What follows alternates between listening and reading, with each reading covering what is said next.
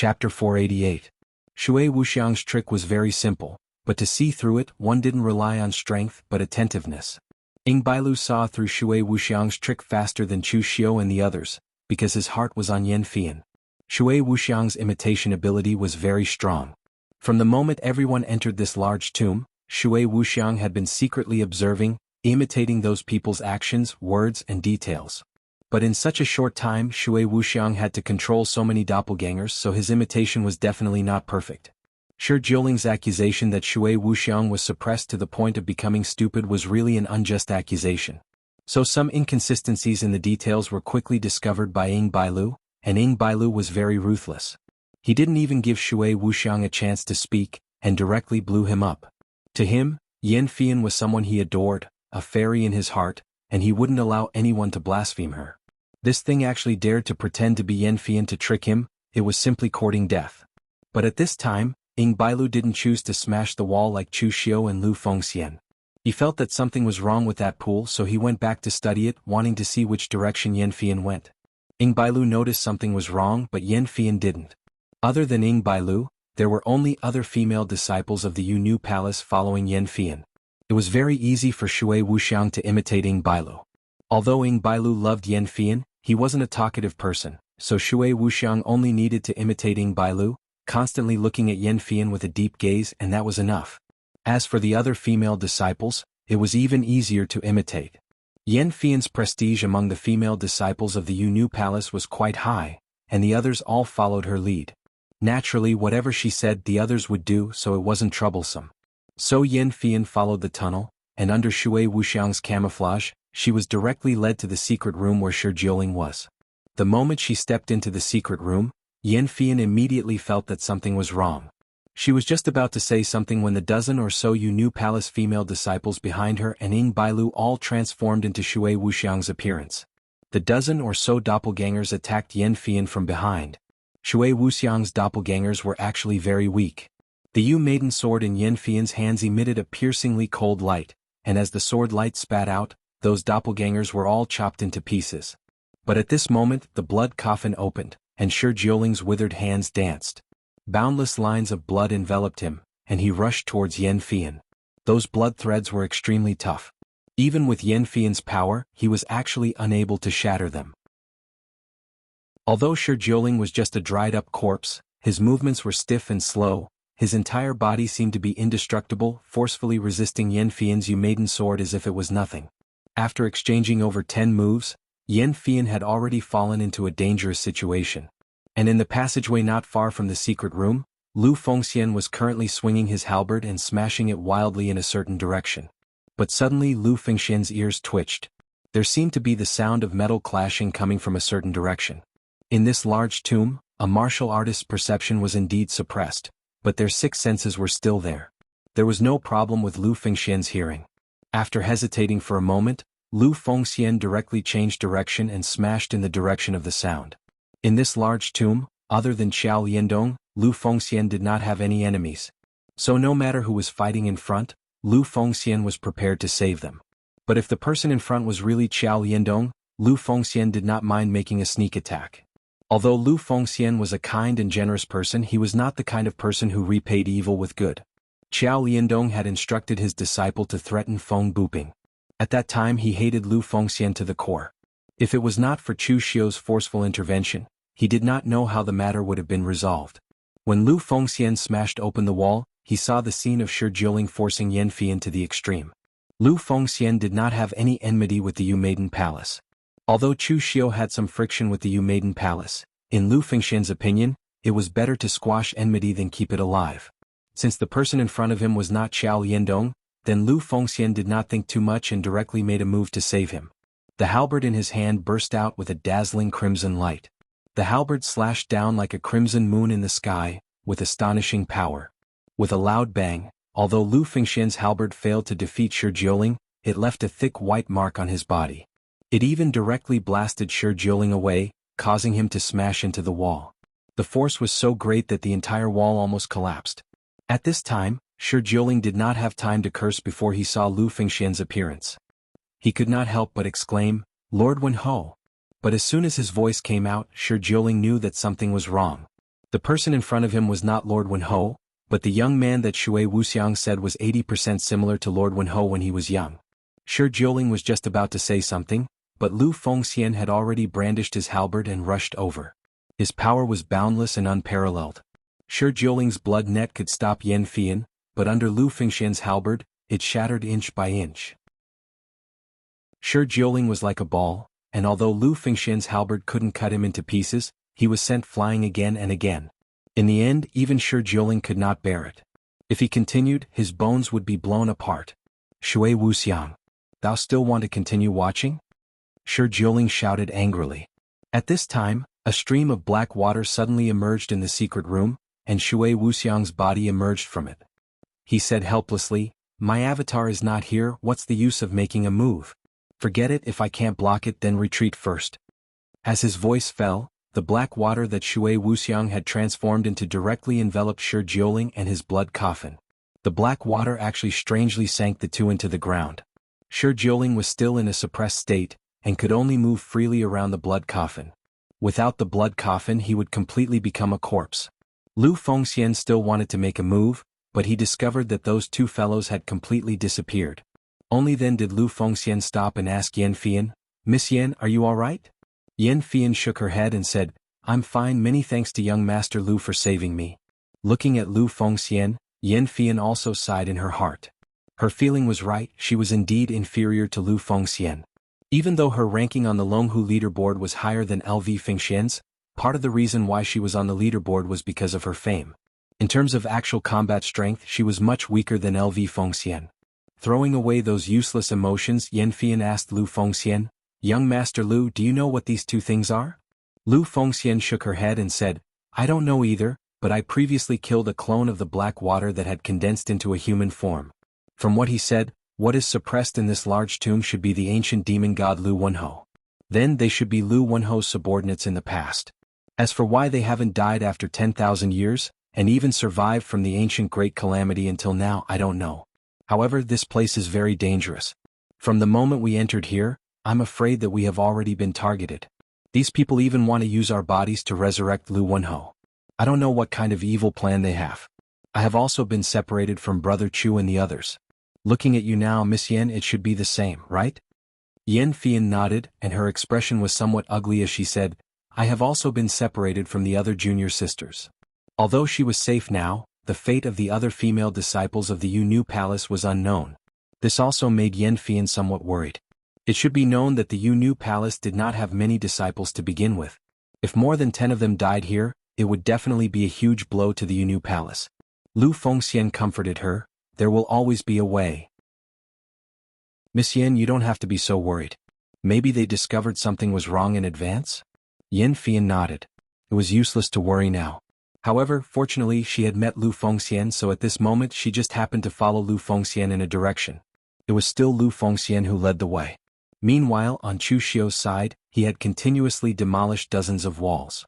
Finally, he passed through the passageway and arrived at a spacious bronze palace. However, at the very center of the palace, there was an abnormally terrifying existence chained up. It was a skeleton whose entire body was burning with raging flames. He wore black armor, but the armor was already tattered and stained with blood. For some reason, the armor still seemed cold in the raging flames. The skeleton's 4 limbs and waist were chained up by huge chains. However, the chains on his limbs had already been broken, but they were still wrapped around his wrists and legs. Only the chains on his waist were still tightly chained up to his body, preventing him from taking a step. At this moment, there were already dozens of people in the palace. Most of them were warriors of the Dong family, but there were also some who were independent warriors. At this moment, 2 thick chains burning with raging flames were rapidly circling around them, like a cage imprisoning them. Those 2 chains were the ones under the skeleton's feet. When it saw Chu Xiu coming in, the chains danced and just happened to envelop Chu Xiu. Chu Xiu frowned. He raised the heavenly demon dance in his hand and slashed down with a fierce demonic aura. However, it didn't leave a single mark on the chains and was directly repelled. One of the Dong family's warriors at the unity of heaven and man realms smiled bitterly and said, "Official Chu, don't try. It's useless. These chains were used by the ancient experts to imprison this monster. Now they have become the monster's weapons. I reckon that apart from divine weapons, no one can cut them. If we want to get out, we can only work on the monster itself. As long as we can get close to it and disrupt its inertia of swinging the chains, we will have hope of escaping. Chapter 489. In the past, the demon god Lu Wenho had countless powerhouses under his command. In addition to suppressing Lu Wenho, this big tomb also suppressed Lu Wenho's subordinates. Shui Wuxiang was one of them, and so was this burning skeleton. However, compared to Shui Wuxiang, this skeleton was much stronger. The battle prowess it displayed was at the unity of the world boundary. Moreover, with the addition of the chains in its hands, the strength it displayed had already reached the peak of the unity of the world boundary. It was exceptionally difficult to deal with. Looking at the burning skeleton, Chu Xiu raised his eyebrows and said, "You are also one of Lu Wenho's subordinates. Do you know Shui Wuxiang?" The burning skeleton looked up to the sky and laughed. Although its voice was hoarse, it still sounded like a thunderclap. "You also know that fellow Shui Wuxiang? Since you can appear here, it proves that Shui Wuxiang, that self-proclaimed genius idiot, has failed. But it doesn't matter if he failed, I am still here. I am Lord Marquis Wen's first general, Yan Qishao. Junior, your body is very suitable for Lord Marquis Wen. I don't want to destroy your body. Quickly surrender and you will suffer less." Chu Xiu shook his head and said, "Why are you all saying the same thing? Are you people really like this? After being suppressed for tens of thousands of years, have you become stupid?" Courting death. The iron chains on Yan Qishao's arms danced as they smashed towards Chu Xiu with incomparably powerful might. Chu Xiu brandished the heavenly demon dance in his hand and slashed continuously, directly blasting away the iron chains. However, he still couldn't do anything to the other party. At this time, the Dong family's expert at the unity of the world boundary shouted from behind Chu Xiu, "Official Chu, you are the strongest among us. Now we will cover you and try to get you close to that monster. Only then will we have a way to break out of this situation." Among the people present, the Dong family's expert didn't have any objections because he was the leader. However, the other non-Dong family experts were somewhat hesitant. The strength of that monster's attack was very strong. If one was swept by those chains, they would either die or be injured. However, if they did not do so, they would be slowly tortured to death by this monster. Therefore, these people also gritted their teeth and agreed. They scattered on both sides of Chu Xiu, helping Chu Xiu resist the iron chain. Chu Xiu, on the other hand, rushed towards Yan Qishao with the devil blade in his hand. He slashed out 3 blades of Avichi, and monstrous devil chi erupted. The pitch-black devil chi blade light directly enveloped Yan Qishao. Yan Qishao didn't dodge at all. He laughed loudly and said, "You dare call this little bit of devil energy a demonic saber? In the past, I was able to withstand the 7 ultimate demon blade slash with my physical body. Your strength is not even enough to tickle me." Chu Xiu's 3 blades of Avichi slashed at Yan Qishao's body. Although Yan Qishao was forced to retreat a few steps, it only left a shallow mark on his skeleton. It simply couldn't destroy him. At his peak, Yan Qishao was a supreme expert who cultivated a body-refining cultivation method. He had already tempered his body to the point that it was comparable to a magic weapon. Even if his body had decayed and only his skeleton was left, his defensive power was still there. After Chu Xiu's blade missed, Yan Qishao condensed flames all over his body. A giant flame blade slashed towards Chu Xiu. Its power was also extraordinary. Chu Xiu raised his eyebrows. He held the Dugu seal in his hand, and a Gang Chi shield rose up. He was as immovable as a mountain. A loud bang resounded and flames swirled around. However, Chu Xiu was unharmed. Stepping forward, Chu Xiu formed the great Vajra wheel seal in his hand. One seal after another, Buddha's light flashed and shattered the flames. Yan Qishao's figure was forced to retreat step by step. Yan Qishao said angrily, "Buddhist martial arts. You are actually a Buddhist and devil dual cultivator." Chu Xiu seemed to have discovered that Buddhist martial arts seemed to be more effective against LV Wenho's subordinates. At this time, under Chu Xiu's crazy attacks, Yan Qishao couldn't control the iron chains at the same time. The 2 iron chains on his legs, which were used to imprison everyone, had already slowed down a little. Just when everyone thought that they would be able to take down this monster in one fell swoop, a cold light flashed in the eyes of the Dong family's warrior who had been leading the people to cover Chu Xiu. The long sword in his hand suddenly burst out with a dazzling light and stabbed towards Chu Xiu's heart from the back. No one present had expected this scene. Even the people from the Dong family were the same. However, at this critical moment, astral energy suddenly erupted from Chu Xiu's body. It was as if he had already expected this to happen. He formed the inner binding seal with his hand and instantly raised his speed to the limit. He dodged to the side, causing the Dong family cultivator's sword to miss. Seeing that Chu Xiu was able to dodge at such a critical moment, the Dong family's warrior suddenly revealed a look of disbelief. Could it be that Chu Xiu had been guarding against him all this time? I clearly didn't reveal any flaws. How did he see that something was wrong? In fact, the Dong family's warrior was wrong. Chu Xiu wasn't guarding against him. It was Chu Xiu who had never trusted strangers like them. Right now, there were not many people in the world of martial artists who could make Chu Xiu feel at ease and hand over his back to others.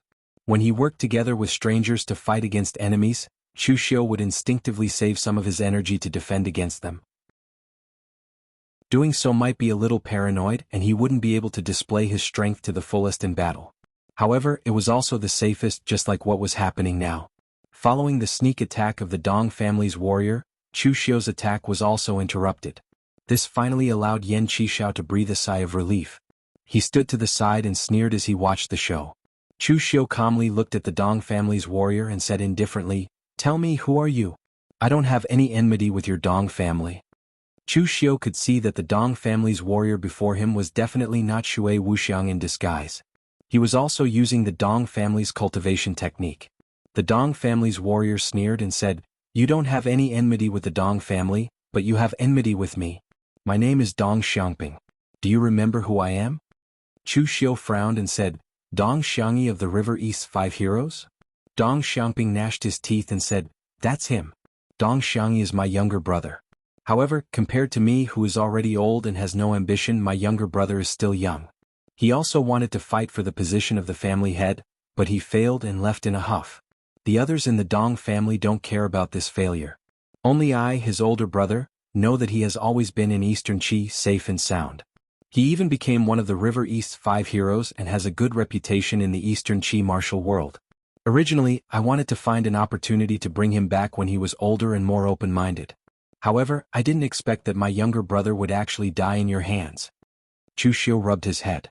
Just as he expected, what he wished for came true. Previously, he had thought that he didn't have any enmity with the Dong family and that the only person he had contact with was Dong Xiangyi.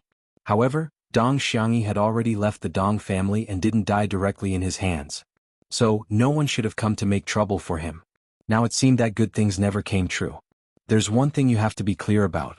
Dong Xiangyi didn't die in my hands, Chu Xiu said calmly. Dong Xiangping directly waved his hand and said coldly, "You can fool others with your words, but do you think you can fool me?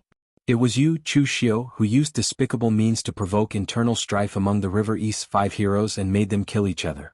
I've known about this for a long time, but I never told anyone about it, nor did I show any intention of revenge. You're the torture officer of the Guanzhong torture room and a well-known talent on the Longhu list. However, I'm just an ordinary warrior of the Dong family who relied on my age and experience to get here. It's as difficult as ascending to heaven for me to kill you. However, I didn't expect that you would walk right into the trap this time and take the initiative to attend the opening ceremony of the Dong family. It's obvious that God is avenging me." Chu Xiu stretched out a finger and shook it, saying, "It's a pity that you misunderstood God's intention. God didn't avenge you but wanted you to know what despair is so that you would give up the idea of revenge. Unfortunately, you didn't grasp the opportunity. It's as difficult as ascending to heaven for you to kill me, no matter where you are." Dong Xiangping sneered, "Not me but us." Dong Xiangping turned to the warriors of the Dong family and said coldly, "Chu Xiu killed a disciple of the Dong family, so he must pay for this with his blood. Don't worry, if anything happens, I'll bear it alone after the opening ceremony." The warriors of the Dong family exchanged glances and stood behind Dong Xiangping one after another. They were a family, and Dong Xiangping also had a high status in the Dong family, so they had no reason to stand on Chu Xiu's side. Dong Xiangping looked at the rogue cultivators who hadn't expressed their opinion, took out a token and said in a deep voice, "Everyone, don't you want to escape? Help me kill Chu Xiu. Even without Chu Xiu, I still have a trump card to help you escape. Our Dong family has been holding the opening ceremony for so many years, so of course, we're fully prepared. With this token I can contact the Patriarch to save us. Although it can only be used once, it's enough for the Patriarch to find our location. As long as we kill Chu Xiu, I'll use this token to ask the Patriarch to help us. Otherwise, if all of you stay here and watch the show, then at worst Chu Xiu and I will fight to the death, and if we're both taken advantage of by this monster, Don't even think of leaving alive. Hearing Dong Xiangping's words, seeing that there were so many people in the Dong clan, and then seeing that Chu Xiu was the only one on his side, the independent cultivators hesitated for a moment before standing behind Dong Xiangping. Looking at Chu Xiu, Dong Xiangping sneered, "I can't kill you alone, but with so many people, can I kill you?" Chu Xiu shook his head and said, "Useless chickens and stray dogs, can't even withstand a single blow. Don't use your pitiful cultivation to figure out my strength. Moreover, you're still in danger, but you still want to kill me at all costs. Hatred has completely overwhelmed your reason. The people behind you are also idiots. They actually followed a guy who has lost his reason. Are they tired of living?" Chapter 490. Chu Xiu's alliance with Dong Xiangping and the others had turned into an internal struggle, which caused Yan Qishao to watch the show from the sidelines. Earlier, Shui Wuxiang had sent a doppelganger to inform him that this group of youngsters was somewhat difficult to deal with, but Yan Qishao didn't care. However, from the series of exchanges with Chu Xiu just now, he could see that this person in front of him was truly difficult to deal with. Therefore, he wasn't in a hurry to act at this time, but rather watched from the sidelines to see how things would develop. Dong Xiangping really hated Chu Xiu to the core, but he didn't think that he had lost his reason because of hatred. In fact, if Chu Xiu hadn't come just now, Dong Xiangping would have been forced to use the token to seek help from the Dong family's patriarch. However, after seeing Chu Xiu's arrival, Dong Xiangping planned everything in a very short period of time. This time he must make Chu Xiu die without a burial place. With a wave of Dong Xiangping's hand, the Dong family's cultivators immediately surrounded Chu Xiu. The other rogue cultivators hesitated for a moment, but then they also followed suit. Chu Xiu narrowed his eyes and looked around. He suddenly said to Yan Qishao, "How about we make a deal?" Yan Qishao grinned and said, "You juniors are fighting amongst yourselves and now you want to drag me down with you?" Chu Xiu shook his head and said, "I don't want you to help me. I can deal with this group of useless chickens and pottery dogs by myself. You know my strength. Even if I'm alone, you won't be able to keep me here. I don't know why you want to kill them, but it's obvious that you need these people's lives. You don't need to do anything to kill them, I'll do it. You just need to make sure they don't escape. As for whether you can keep me here after these idiots are dead, we can fight again." With Chu Xiu's current strength, he wasn't being arrogant, but he really didn't put Dong Xiangping and the others in his eyes. However, if the members of the Dong clan escaped, it would also be troublesome. For an aristocratic family like the Dong family, they would definitely protect their own people. They wouldn't ask whether it was Chu Xiu who provoked the Dong family first or the Dong family who provoked Chu Xiu first. All they knew was that Chu Xiu had killed a member of the Dong family. That was it. Therefore, in order to avoid trouble, Chu Xiu didn't want to let any of the Dong family's warriors escape. In any case, there were dangers lurking in every corner of this large tomb.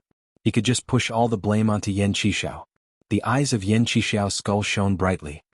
He laughed and said, "Isn't it simple? Even if you didn't say anything, I didn't plan on letting anyone go." Dong Xiangping's expression changed. He snorted coldly and said, "Chu Xiu, you're still as despicable as ever. How dare you cooperate with this monster?" The heavenly demon dance was slowly withdrawn by Chu Xiu, who said lightly, "Despicable? Isn't it despicable for you to sneak attack me from behind? When a crow stands on a pig's back, there's no need to say who's despicable. TSK, this analogy seems a little inappropriate. But it doesn't matter.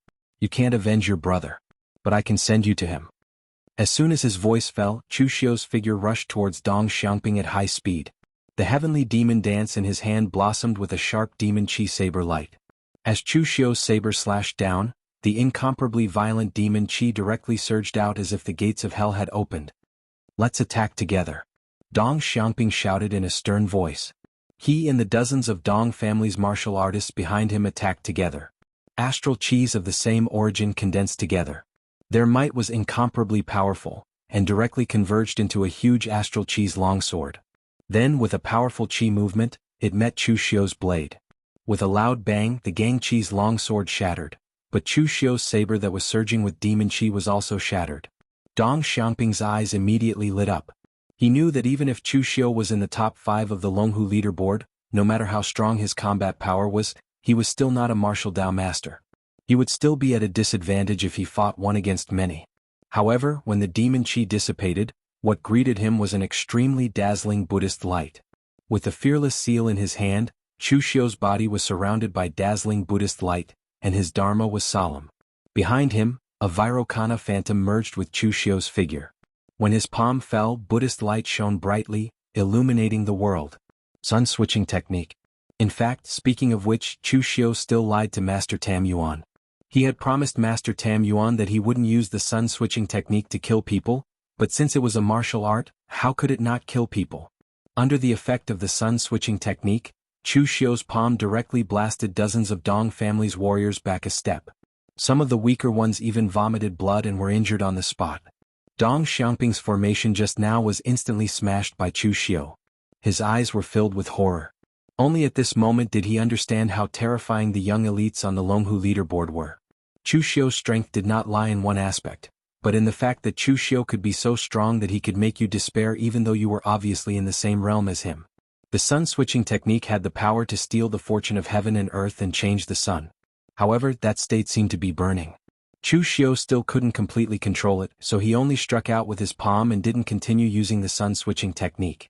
Chu Xiu's speed exploded to the extreme in an instant. As his saber slashed down, 3 sabers of Avicii slashed down. The 3 sabers merged into one, and the saber intent also merged into one. The long sword in Dong Xiangping's hand shattered with a loud bang, and he was also injured by the saber light. A huge saber wound was left on his chest and blood kept spurting out. Before Dong Xiangping could spit out a single word, Chu Xiu slashed down with his saber once more. This time the other martial artists of the Dong family wanted to stop him, but Chu Xiu's left hand formed the wisdom fist seal. As his gang energy domain bloomed, the martial artists of the Dong family seemed to be in slow motion, and they were imprisoned within it. They could only watch as Chu Xiu's saber completely cut off Dong Xiangping's head. The headless corpse fell to the ground, and Dong Xiangping's head also fell to the ground with a soft thud. There was still a look of unwillingness in his eyes. He wanted to say something but unfortunately he would never have the chance to do so. In fact, Dong Xiangping was definitely a character. When he first saw Chu Xiu, he clearly knew that the person in front of him was the murderer of his younger brother. However, he still endured it and even gave advice as if he was extremely rational and cooperated with Chu Xiu to defeat Yan Qishao. To be honest, even Chu Xiu didn't suspect him at that time. However, Dong Xiangping's strength was always Dong Xiangping's weakness. Even if he launched a sneak attack, Dong Xiangping still couldn't hurt Chu Xiu.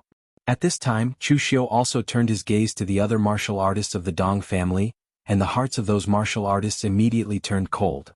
Dong Xiangping actually didn't have a great reputation in the Dong family. He wasn't old but he wasn't young either. His strength had just stepped into the unity of heaven and man realm, and his combat strength wasn't outstanding. However, no matter what, he was still the backbone of the Dong family. If Chu Xiu killed him just like that, how could he possibly leave them alive? This Chu Xiu had probably long since harbored the intention to kill them to keep their mouths shut. The martial artists of the Dong family were indeed from an aristocratic family. They didn't scatter in fear. Instead they roared, "Let's attack together and kill this Chu Xiu. Otherwise we won't be able to live." As soon as they finished speaking, the martial artists of the Dong family swarmed toward Chu Xiu. However, what greeted them was a massacre. A one-sided massacre. With one step, Chu Xiu had already entered the selfless killing realm. The blood-refined divine gang had been pushed to the extreme by Chu Xiu. The devil saber was stained with a trace of evil blood red. As the saber slashed down, the devil chi and the blood chi intertwined. Under the powerful force, Chu Xiu was almost invincible. Moreover, he was still in the selfless killing realm. Although his perception was suppressed, in the selfless killing realm, Chu Xiu's 5 senses were enhanced.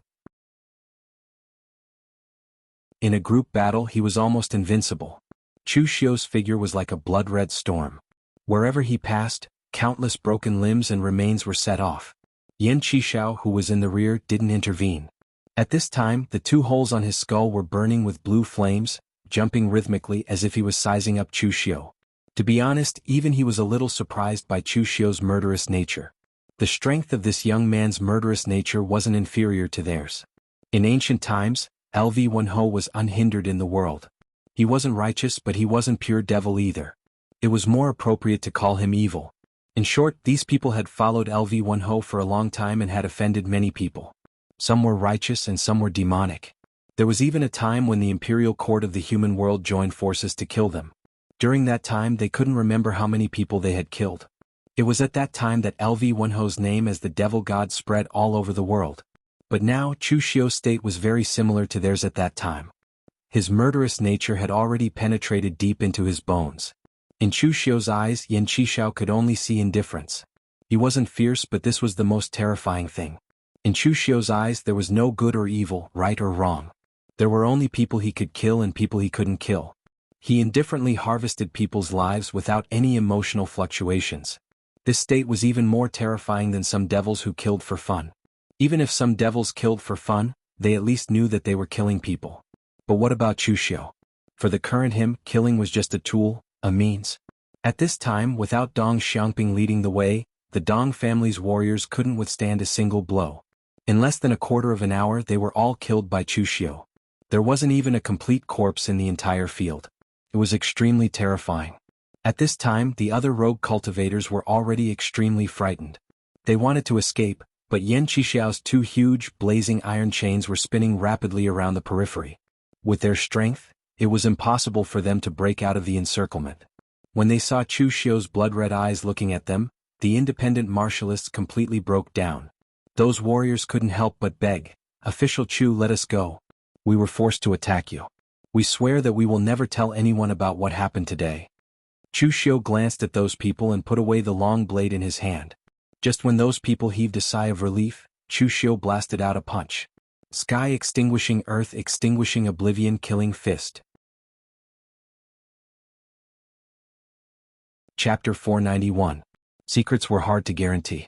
Even a mute could leak the secret. Therefore Chu Xiu only believed in one thing. The only ones who could keep secrets were the dead. Therefore, even if this group of rogue cultivators had stood on the Dong family's side, Chu Xiu would still choose to eliminate them in order to solve the problem. Of course there was one more witness, Yan Qishao. However, this guy didn't seem to be a person who would believe his words. Therefore, under Chu Xiu's annihilating heaven and earth, annihilating oblivion killing fist, those rogue cultivators were all killed.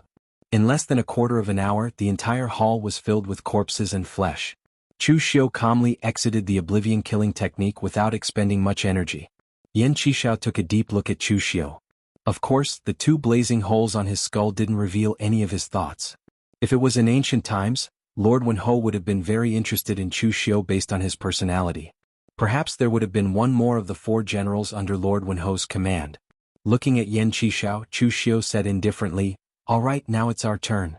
I want to see if I can shatter your skeleton first or if you can kill me first." Yan Qishao said in a muffled voice, "I'm done. Thou should leave." With that, Yan Qishao stopped the two rapidly spinning chains.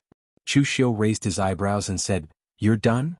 Yan Qishao snorted and said, "Thou should be the strongest among the youths who entered this place of suppression. However, thou is not the most suitable to be Lord Wenhou's reborn body. Fighting with thee is too troublesome. It's better to kill more people and collect blood qi." Yan Qishao was speaking the truth. There were so many people who entered this tomb. It was not worth it to fight to the death with Chu Xiu here. Since he was not confident that he could kill Chu Xiu, he might as well get Chu Xiu out of here as soon as possible. Then he would wait for the others to enter and kill them to take their qi and blood. Chu Xiu raised his eyebrows and turned to leave. Yan Qishao didn't have the confidence to kill him. In fact, he also didn't have the confidence to deal with Yan Qishao. After tens of thousands of years of suppression, Yan Qishao's strength had fallen below the martial Dao Grandmaster level. In terms of pure strength, Chu Xiu was actually not afraid of him.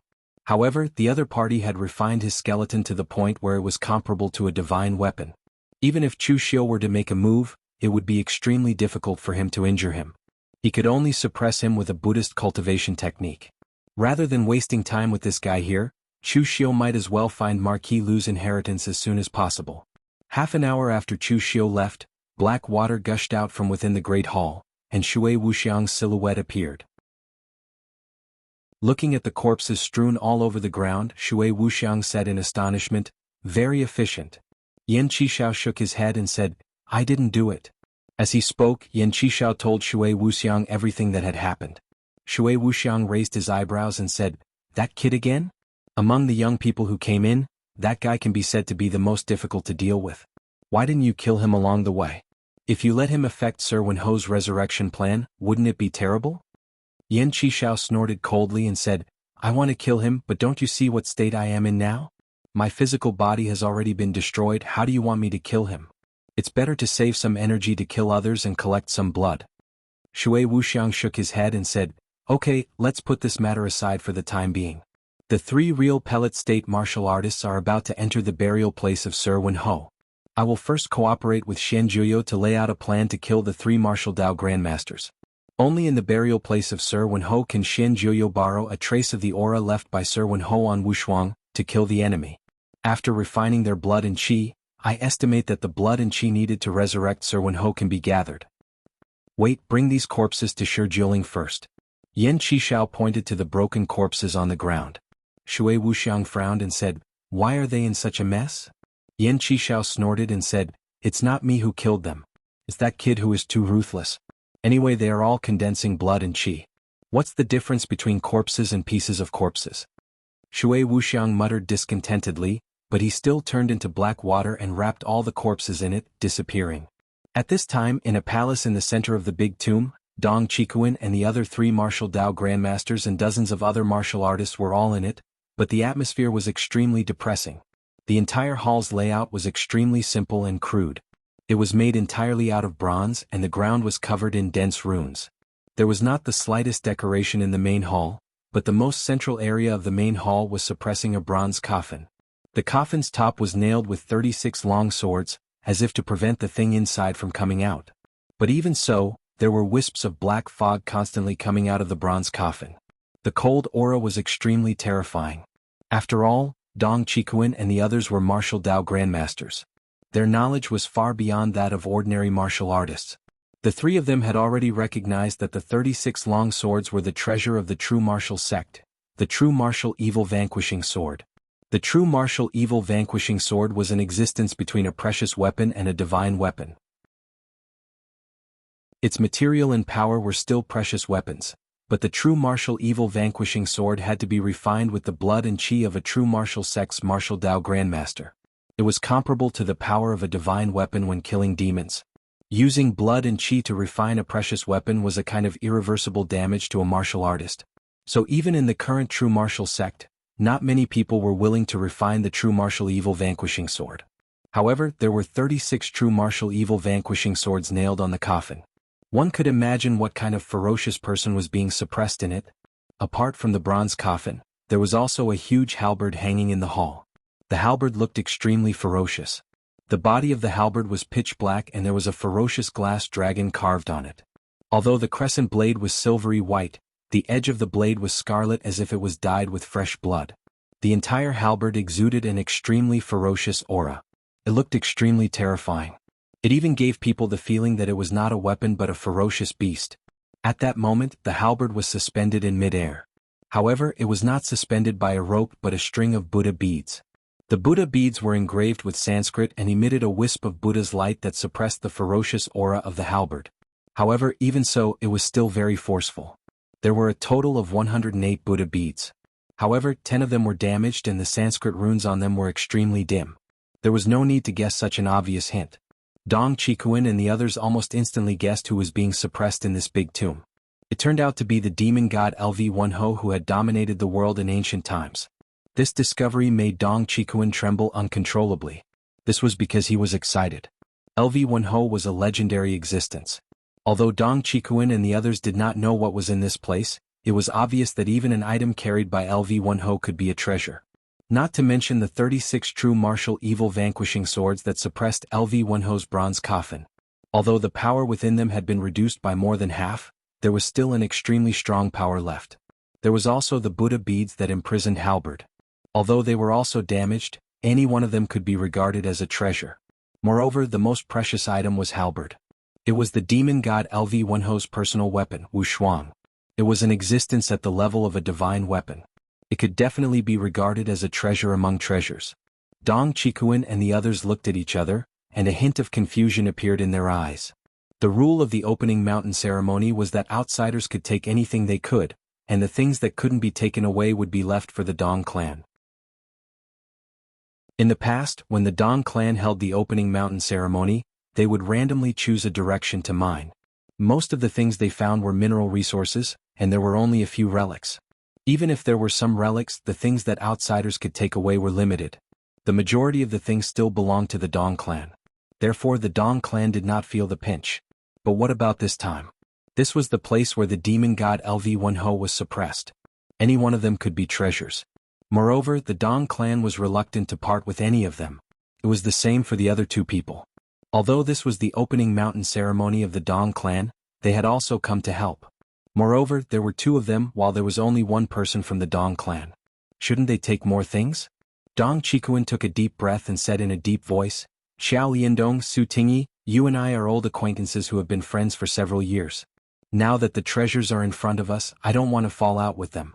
Moreover, this is the place where the ancient demon god LV1Ho was suppressed. You've been here for so long. You should have noticed that something is wrong. There are still living things in this big tomb.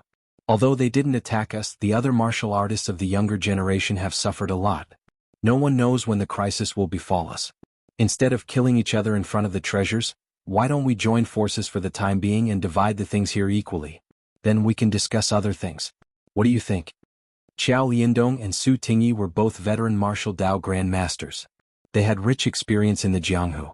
This was indeed not a good place to fight. Therefore, the two of them nodded and agreed with Dong Chikuan's idea. Dong Chikuan said in a deep voice, in that case, let's get the divine weapon, Wushuang, first. LV1Ho must be suppressed in that bronze coffin. I don't know what the consequences will be if we pull out the 36 true martial evil exterminating swords. We'd better play it safe. Just as Dong Chikuan's voice fell, a black fog filled the hall. The black fog seemed to have a mind of its own and actually condensed together, turning into a hazy and blurry human figure that stood in midair, its eyes glowing scarlet. Do you think you're worthy of coveting Lord Wenho's divine weapon? You're simply courting death.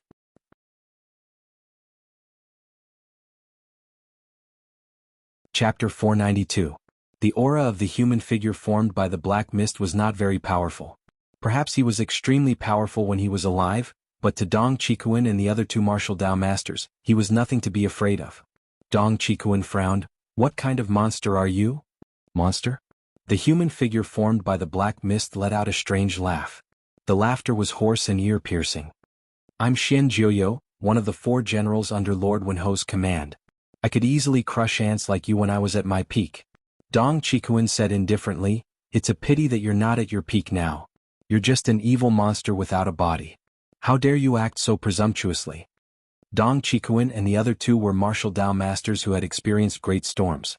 How could they be intimidated by a guy without a body? Even if what the guy said was true and he could kill them easily when he was at his peak, that was then and now was now. A deep red light blossomed from Shen Juyo's eyes as he coldly said, there's no point in arguing. Today, all of you are the food for Lord Wenho's resurrection. All of you should feel honored to be able to witness Lord Wenho's resurrection. With that, the demonic aura around Shen Juyo dispersed and a wisp of his aura seeped into the unparalleled relic. In an instant, the halberd emitted a blinding red glow. The glass dragon on the halberd seemed to have come to life. Shen Juyo waved his hand and a halberd completely formed by demonic aura appeared in his hand. Although the halberd was completely formed from demonic aura, the ferocious aura on it was extremely terrifying. A casual slash from Shen Juyo already possessed the power to shatter the heavens and split the earth. Dong Chikuan slashed with the longsword in his hand. The boundless radiance turned into specks of stars. In the blink of an eye, the stars completely shrouded everything in the hall. Qiao Liandong was not slow either. He slashed out with the blood-colored Miao Dao in his hand, and the scarlet blood-colored edge seemed to tear the sky and earth apart. The saber aura of hundreds of meters burst out, and in an instant Qiao Liandong had slashed out hundreds of times. The saber aura was dense and terrifying. As for the other martial Dao grandmaster, Su Tingyi, he did not have a weapon. Lightning flashed around his body, and his earth energy turned into endless thunder roars. When he punched, thunder exploded and he was like a fiend god. His momentum was also terrifying. The power of the 3 martial Dao masters attacking at the same time was truly extraordinary. However, the 3 of them were sent flying by Shen Juyo's halberd. They were in an extremely miserable state.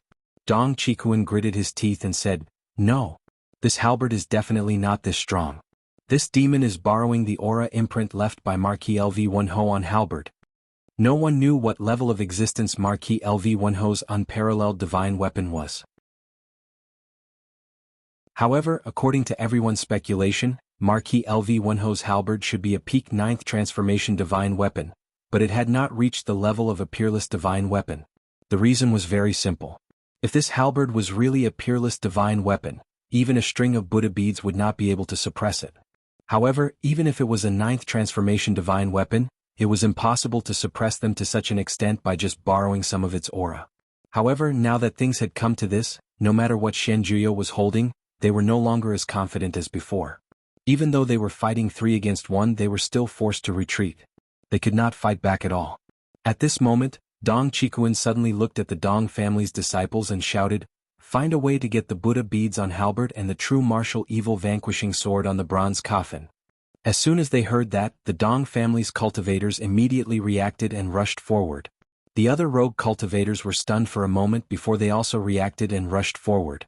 Now that the 3 martial Dao masters were fighting the monster, if they did not seize the treasures now, when would they be able to?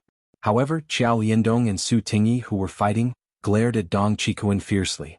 This guy did not abide by the rules. They did not bring so many disciples with them, especially Su Tingyi, who did not even have any disciples.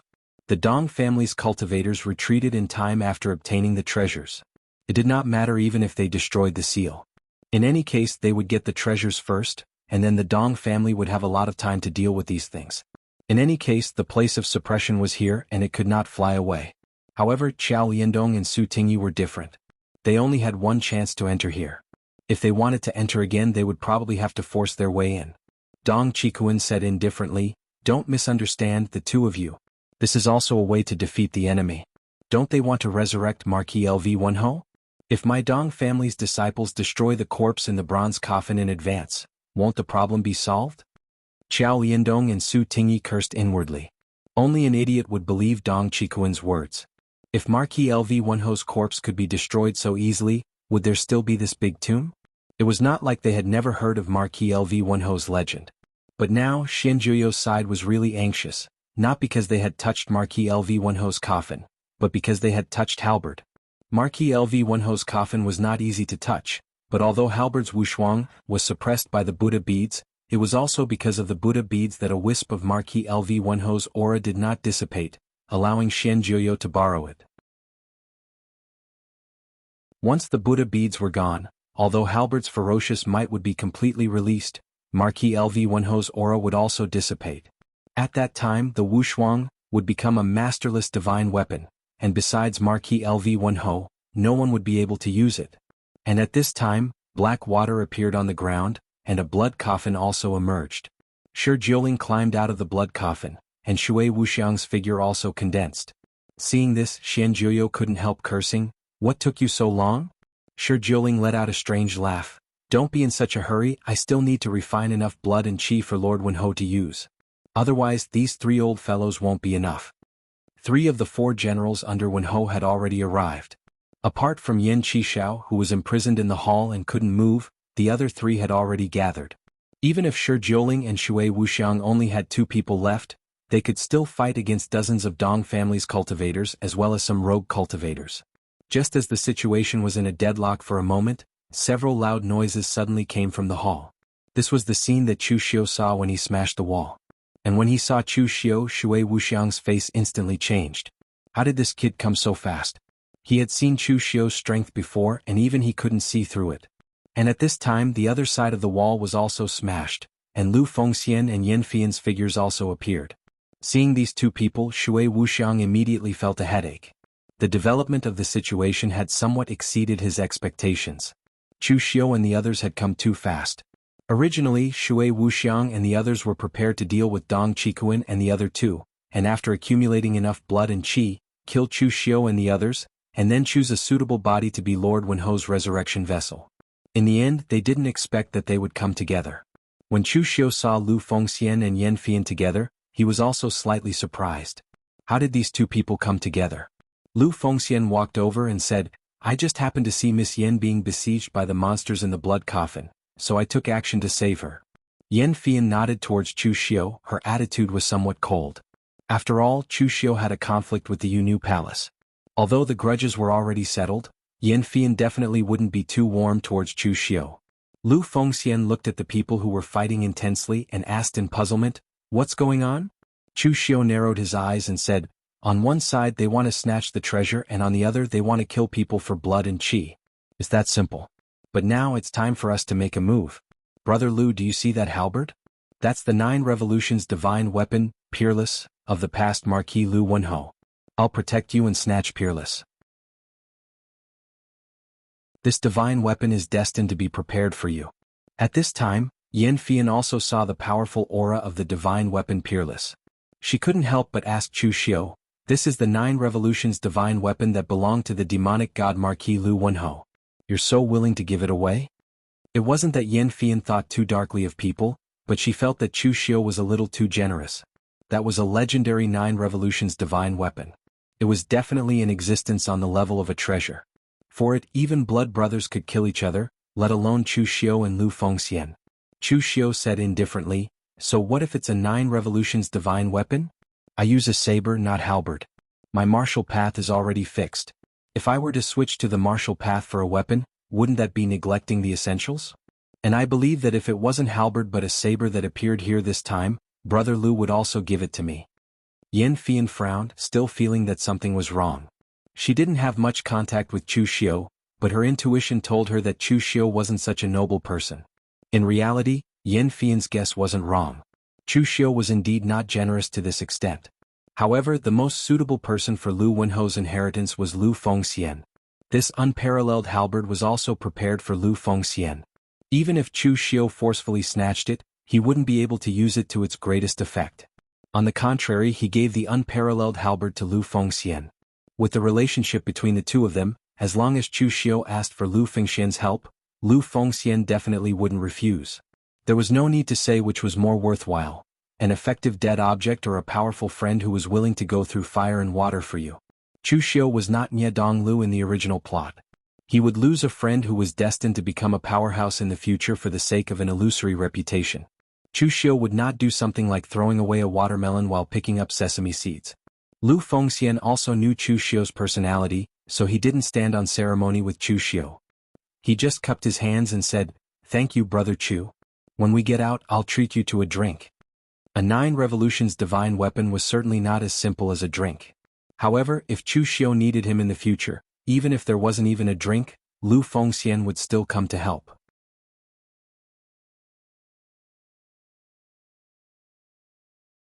Chapter 493. When Chu Xiu and Lu Fengxian joined hands to seize the peerless divine weapon, almost no one present could stop them. When 2 of the top 10 on the Dragon and Tiger list made a move, whether it was the Dong family's martial artists or the rogue cultivators, they could only retreat. Shui Wuxiang and Shi Jiuling were also beaten badly when facing Chu Xiu and Lu Fengxian. It should be said that these 2 people were originally defeated by Chu Xiu and Lu Fengxian. At this time they couldn't resist the joint attack of the 2 people and retreated step by step. At present, only Yan Fian was qualified to compete with Chu Xiu and the others. However, Yan Fian had just been rescued by Lu Fengxian, so she naturally wouldn't make things difficult for Lu Fengxian. Moreover, the 5 major sword sects only use swords. Halberd was only used to trade in her hands, so it was of little significance to the Yu Palace. Chu Xiu and Lu Fengxian arrived in front of the peerless halberd. Chu Xiu directly slashed out with his saber. In an instant, boundless devil chi erupted and blasted on the Buddhist beads. However, a bright Buddhist light directly melted away Chu Xiu's devil chi, and there was no change. The ancient halberd in Lu Fengxian's hands also swept out horizontally. The scarlet moon shone brightly as a powerful astral chi smashed down, emitting a deafening sound. Although the prayer beads didn't change, they dimmed a little. Chu Xiu seemed to be deep in thought. He put away his saber and formed a seal. His hand formed a great Vajra wheel seal, and his power was terrifying. One seal after another, the Buddhist light on the Buddhist beads began to dim at a speed almost visible to the naked eye. The power of the Buddhist beads was indeed very strong, but it was only strong in suppressing the devil chi. It didn't have much resistance against other forces. Finally, with a loud bang, the Buddhist beads scattered violently. Without the imprisonment of the Buddhist beads, Halberd's peerless sword suddenly blossomed with a trace of incomparably fierce sharpness. Xian Jiuyo, who was in the midst of fighting Dong Qikuan's team of 3, immediately grunted. It was as though he had lost his source of power and the speed at which he attacked abruptly slowed down. Xian Jiuyo had borrowed the aura left behind by LV Wenho on Halberd. However, this aura had already disappeared along with Halberd's seal. Therefore, Xian Jiuyo could no longer casually use this power. Every time he attacked, his strength would weaken a little. If he continued to fight, his strength would be completely exhausted. At this time Chu Xiu did not care so much. He directly shouted in a low voice, "Seize the divine weapon." As soon as he finished speaking, Chu Xiu waved his hand, and more than half of the scattered Buddhist beads flew into his hand. There was still some power left in these Buddhist beads. Although they could no longer be used as Buddhist beads by linking them together, refining them would still allow Chu Xiu's Buddhist sect cultivation method to greatly increase his cultivation. At this time, Lu Fengxian also did not stand on ceremony. He directly grabbed towards Halberd. However, at this time, an extremely fierce aura blossomed above Halberd. It was incomparably sharp like the edge of a blade. Even with Lu Fengxian's cultivation, he was directly blown away by this aura. After all, a 9 revolutions divine weapon was a 9 revolutions divine weapon. Once the seal was lifted, in this world, apart from demon god LV1Ho, no one else was qualified to make a divine weapon take the initiative to recognize a master. At this time, when the other cultivators saw that Lu Fengxian had failed to obtain the peerless sword, their eyes suddenly lit up and they also flocked towards Halberd. Although they also knew that even Lu Fengxian had failed to obtain the peerless sword in one try, and their hopes were extremely slim, it was still a divine weapon after all. Moreover, it was a legendary 9 revolutions divine weapon. With greed in front of them, they could not help but be tempted. A chaotic battle broke out, and at this time, several people came out from the corridor outside. Among them was Ying Bailu. Seeing Yan Fian here, Ying Bailu immediately walked over and asked with concern, "Miss Yan, are you all right?" Yan Fian shook his head, pointed at Shi Jiuling and said, "It was more daunting than dangerous. I was tricked into that guy's secret chamber, but at the crucial moment, it was brother Lu Fengxian who saved me." Ying Bailu paused for a moment before saying apologetically, "I was late. I wanted to go back to the pool to see which path you took, but after I got rid of the concealment spell, I found that there were over 100 paths densely packed together, so I didn't have enough time to identify them." Yan Fian sighed and said, "Young Master Ying, you really don't have to be like this. I already told you about the matter between you and me. It is impossible. From the day I joined the Yunnu Palace, I was destined to be the successor of the Yunnu Palace, and you are the successor of the Shangshuang clan. The rules are here. You and I are destined to be fated but not fated." Ying Bailu was not angry nor was he discouraged. He just stood with his hands behind his back and said with a smile, "Fate is determined by the heavens. Unfortunately, I don't believe in the heavens and I don't believe in fate. In this world, nothing is absolutely predestined. Everyone says that I, Ying Bailu, was born with an auspicious omen, and that I am definitely not an ordinary person. But what does my achievements today have to do with that so-called auspicious omen? A white deer holding a Ganoderma is an auspicious omen, and a dark cloud covering my head means that I am destined to be mediocre for the rest of my life. I, Ying Bailu, have my achievements today not because of an auspicious omen, but because I am Ying Bailu. Martial Tao, cultivation method, zither, chess, calligraphy, art of war and strategy, Ying Bailu was proficient in all of them. But in this world there were no geniuses born with knowledge. These were all learned and comprehended by Ying Bailu himself. In fact, Ying Bailu did not like people discussing his birth, because that would erase all his hard work. Just like he said, even if he was born with dark clouds covering his head, he was still Ying Bailu. Yan Fian sighed again. Among the younger generation of the Jianghu, Ying Bailu was really outstanding. Compared to others, Ying Bailu was almost flawless. Compared to Zhong Xian's stubborn personality and Fang Qishao's unreliability, Ying Bailu's way of dealing with people was magnanimous and smooth, making people feel like they were bathing in the spring breeze. His bearing did not lose to those older generation warriors. And compared to Chu Xiu, who was too murderous and had a bad reputation, Ying Bailu's reputation in the Jianghu was also very good. Although he did not like to accumulate fame for himself like Nie Donglu, at least there was no bad side to Ying Bailu. This was Ying Bailu. Although he might not have reached the peak in any aspect, there was no way to find any flaws in him. Of course, infatuation was not a flaw. Unfortunately, as Yan Fian said, they were destined not to be together. She was destined to inherit the Yunnu Palace in the future.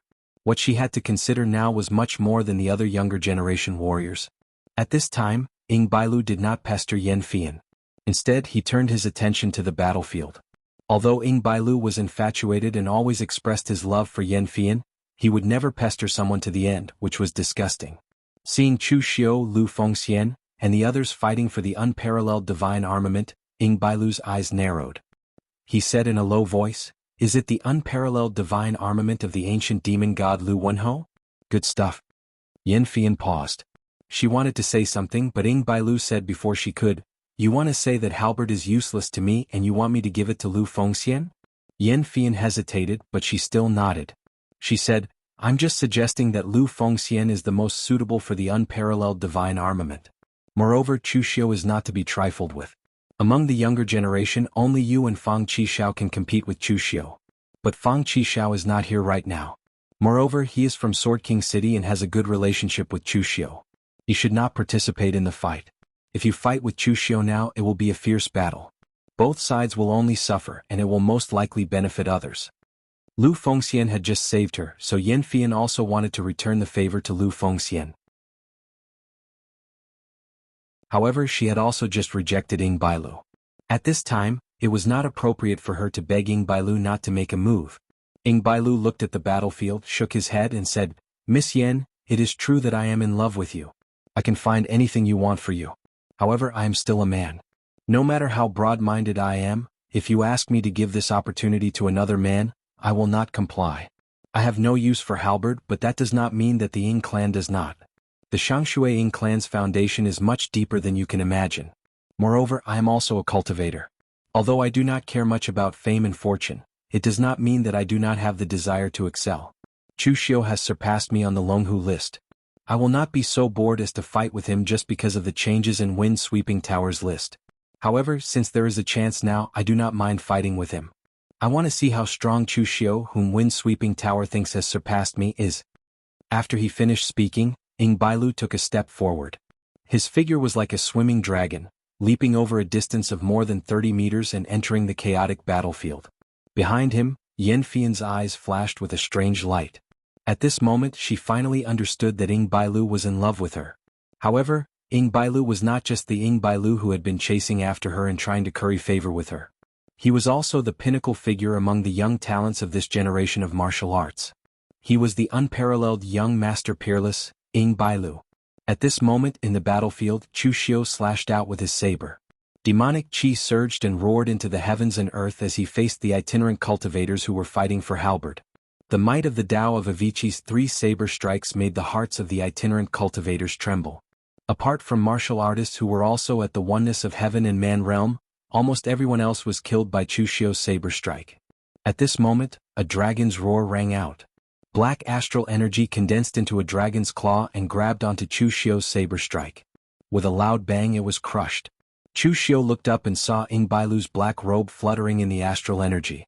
The black astral energy around his body condensed into the shape of a black dragon that coiled behind him. The dragon looked majestic. Ing Bailu himself stood straight, and his artistic conception was actually compatible with the black dragon behind him, giving off a feeling of incomparable harmony. Chu Xiu narrowed his eyes and said, "Brother Ing, are you interested in halberd as well? I thought you didn't use any weapons?" Ing Bailu said indifferently, "I don't use weapons, but that doesn't mean the other seniors of the Ing clan don't use experts like halberd. After all, Peerless is a 9-revolution divine weapon, and it was the weapon of the devil god LV1Ho. It's normal for me to be tempted. Brother Chu, I don't care much about your ranking on the Longhu leaderboard, but since there's a chance I'd like to fight you. I want to see if those people from Wind Sweeping Tower are right."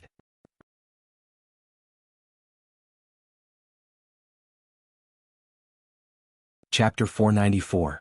Among the top 5 experts on the Longhu list, Chu Xiu had fought with Fang Qishao and Zhong Xian before. If Chu Xiu were to fight with Fang Qishao now, the outcome would be unknown. Fang Qishao's Karma Sword principle was very strong. Last time Chu Xiu had fought with Fang Qishao on Floating Jade Mountain. At that time Fang Qishao had definitely not used his full strength. Moreover, with Fang Qishao's strength, Chu Xiu believed that his real trump card was definitely not as simple as a simple Karma Sword principle.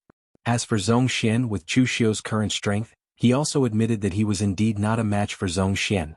This was a gap in strength, which could not be made up for the time being except for accumulating strength through bitter cultivation. As for Ing Bailu, his reputation in the Jianghu was not inferior to Zhong Xian and Fang Qishao. The reason why he was ranked behind Zhong Xian and Fang Qishao was that he had fought less. Chu Xiu did not underestimate his enemy. In his eyes, Ing Bailu was definitely the kind of enemy that must be treated with caution. Chu Xiu slowly drew out the heavenly demon dance.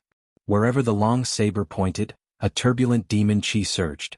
Chu Xiu's eyes had already turned red, and he had entered the selfless killing realm. As the saber slashed down, with demon chi as the foundation and evil chi as the blade, a powerful chi suddenly erupted. Demon chi drifted throughout the hall, causing the expressions of the experts who had been fighting with Chu Xiu for halberd to suddenly change. This was Chu Xiu's true state of attack. If Chu Xiu had used this state just now, they would not have been able to leave many alive under Chu Xiu's hands. Ying Bailu's eyes lit up when he saw Chu Xiu's attack. Ever since Ying Bailu had stepped into the unity of heaven and man realm, he rarely fought with others. Because of this, his ranking on the Longhu leaderboard had been lowered by Wind's sweeping tower and given to Chu Xiu. Ying Bailu was also a martial artist. Although he did not have a competitive heart, it did not mean that he did not want to fight. The reason why Ying Bailu didn't make a move earlier was because there was no need to. At that time, Ying Bailu was already ranked 5th on the Longhu leaderboard. The 4 people in front of him were not easy to deal with. Ying Bailu did not care about his reputation that much, so he did not choose to challenge the people in front of him. However, things were different now. Since he had the peerless divine weapon, Ying Bailu didn't mind fighting with Chu Xiu. He wanted to see if Chu Xiu, who had forced him off the dragon and tiger leaderboard, was as strong as Wind's sweeping tower thought. The black dragon roared, and its anger soared to the sky. Ying Bailu's stellar energy was so dense that it was terrifying. The ink-colored stellar energy around him condensed into a huge wave that was not inferior to Chu Xiu's powerful devil chi and evil chi. As the black dragon roared, its stellar energy tore through Chu Xiu's devil chi. The dragon-shaped true chi transformed into a huge dragon claw that slashed down on Chu Xiu's head. The claw was over 30 meters long, and it seemed like it was going to crush Chu Xiu. Raising his head, he saw that the demonic saber in Chu Xiu's hand was emitting a boundless ferocious aura. The 3 sabers of the way of Avicii slashed out, and the 3 sabers merged into one. The dragon claw did not manage to crush Chu Xiu, but was torn apart by Chu Xiu's saber.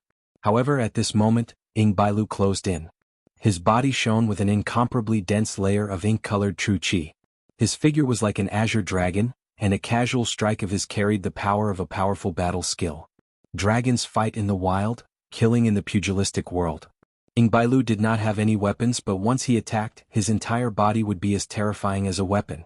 The Shangshui Ying clan's royal heavenly treasure records was not very famous in the pugilistic world. It was because most people could not tell what kind of cultivation technique it was. They did not even know what its special characteristics were. However, as Ying Bailu exchanged blows with Chu Xiu more or less understood what the special characteristics of the Royal Heavenly Treasure Records were.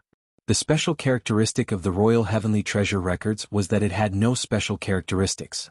However, one would not be able to find any flaws in this cultivation technique. The demon saber in Chu Xiu's hand slashed down consecutively, and the saber auras were extremely sharp. However, Ying Bailu dared to use his own gang chi to take on precious weapons head-on. Moreover, he did not seem to be at a disadvantage at all. The quality of his gang chi was extremely condensed. The 2 of them exchanged several tens of blows within a short period of time. It seemed like neither of them could do anything to the other. Although Chu Xiu's demon saber was domineering and fierce, Ying Bailu's gang chi was extremely powerful. He could completely take on Chu Xiu head-on. Chu Xiu frowned slightly, sheathed his saber and retreated. However, Ying Bailu did not give in at all. The black gang chi around him condensed into the shape of a black dragon. However, its body was straight, just like a dragon spear. With a thrust of the spear, endless sharp chi gathered on the dragon's head, and the winds and clouds parted. Ying Bailu did not need to use any weapons. However, under the control of the Royal Heavenly Treasure Records gang chi, his spear attack had a powerful aura of being able to hold out against 10,000 enemies. Even those experts who use spears in military formations might not be able to have Ying Bailu's aura. Chu Xiu held onto the Dugu seal, and the gang chi shield instantly rose up. It was as immovable as a mountain, impervious to all arts. Dugu Yin's defense against attacks of the gang chi attribute was very strong. Logically speaking, Dugu Yin's defense against Ying Bailu's attack should be better than that of a cultivator with a powerful physical body like Zhong Xian. However, Ying Bailu's attack was extremely strange. When the dragon spear struck Dugu Yin's body, a strange force spun continuously, rapidly whittling away at Dugu Yin's strength. It broke through the point at which Dugu Yin's strength was crushed. Chu Xiu's countenance changed. he formed the Wisdom Fist imprint and set up a Gangchi domain that was like an inescapable net. Although the dragon spear, which was less than 10 feet away from Chu Xiu, slowed down a little, it still continued to pierce toward Chu Xiu's chest without stopping. Ying Bailu had no enmity with Chu Xiu. Even if he was a little uncomfortable with Lu Fengxian, he would not vent his anger on Chu Xiu. Although Ying Bailu was not very broad-minded, he was not that narrow-minded. Ying Bailu did not hold back because he knew that Chu Xiu's strength was there for all to see. Chu Xiu was definitely an existence that could fight him. Against such an opponent, holding back would mean that he would lose. Therefore Ying Bailu would not hold back. Instead he would go all out. Moreover, he did not think that Chu Xiu would be so weak. If Chu Xiu could not even withstand his spear attack, he would be letting down the Wind-Sweeping Tower's ranking. The Wind-Sweeping Tower's importance to the top 5 of the Dragon and Tiger leaderboard was no less than the Wind Cloud list. In fact, this was indeed the case. Although Ying Bailu's spear attack was only a little slower under the Wisdom Fist Seal's aura field, this slight delay was more than enough. Boundless killing intent condensed. When Chu Xiu's fist landed, a scarlet light suddenly erupted. Extinguishing heaven and earth, annihilating oblivion-killing fist. An explosion of aura field was heard. Under the oblivion-killing fist, the dragon spear suddenly shattered. Even Ying Bailu was shocked by the killing intent. However, Ying Bailu still did not retreat. The ink-colored aura field condensed in his left hand again, and a dragon coiled around it. However, this time, it did not condense into a dragon spear. Instead, it condensed into the shape of a long saber. This time, the dragon's head was the handle, and the long and narrow dragon tail condensed into the shape of a blade. The saber slashed down as if it could split the sky, and moved forward with indomitable will. The saber was domineering, and the most important thing was the momentum. Chu Xiu used the saber so he could naturally feel the true intent and momentum contained in Ying Bailu's attack. It was not inferior to his attainments in the way of the saber, but Chu Xiu's path was different from Ying Bailu's. Looking at the saber, Chu Xiu narrowed his eyes, and there was a solemn look in his eyes. It was only at this moment that Chu Xiu understood why Ying Bailu was known as Young Master Peerless. The person who gave Ying Bailu this nickname might have done so because Ying Bailu knew too many miscellaneous things, but in fact, Ying Bailu was also like that in the way of martial arts. That spear strike just now, in the hands of a true spear user such as the generals of Northern Yan and Eastern Qi, could not be considered stunning, nor could it be considered too powerful. But among martial artists of the same level or even some weaker martial Dao masters, there were not many who could compare to Ying Bailu. And now Ying Bailu's saber technique was the same. Although it was not amazing, it could at least be ranked at the top among those of the same level. No wonder Ying Bailu did not use a weapon. With his attainments he could use any weapon skillfully. He might as well use his Imperial Heavenly Treasure records to form a weapon with his Gangchi. If the other members of the Shangshuaying clan were as strong as Ying Bailu, then halberd would be very useful to the Shangshuaying clan. At this moment, Chu Xiu did not retreat in the face of Ying Bailu's attack. Instead he took it head-on. Placing his right hand in front of his chest, he formed the fearless seal. The murderous intent in Chu Xiu's eyes receded, and in its place was a majestic and dazzling Buddhist light, making Chu Xiu look extremely dignified. Amidst the boundless Buddhist light, the shadow of a Vairocana appeared behind Chu Xiu and merged with Chu Xiu. In an instant, Chu Xiu felt as if his entire body was on fire, and powerful energy filled his body. A palm strike, shifting sun steals the heavens. Under the shifting sun art, the great dragon saber in Ying Bailu's hand shattered. The powerful energy caused the usually calm Ying Bailu's expression to change slightly. Moreover, it was not over after shattering Ying Bailu's great dragon saber. The power of the shifting sun art pressed down on Ying Bailu, enveloping him in a majestic Buddhist light. As the core cultivation technique of Master Tan Yuan, a true fire spirit refinement realm expert, there was no need to doubt the power of the great sun-changing technique. In fact, when Chu Xiu used his full strength and disregarded the consumption of his energy, he could fight Zhong Xian head-on until they were evenly matched. Ying Bailu's expression was solemn, but he did not choose to retreat. Instead, there was a strange change in his eyes. His jet-black pupils suddenly turned golden, and his pupils were vertical like some kind of snake. At the same time, a deafening dragon's roar rang out around him. Boundless black energy enveloped Ying Bailu and transformed into 9 black dragon silhouettes that coiled around Ying Bailu. They roared and revolved around him as they fought against Chu Xiu's great sun-shifting art.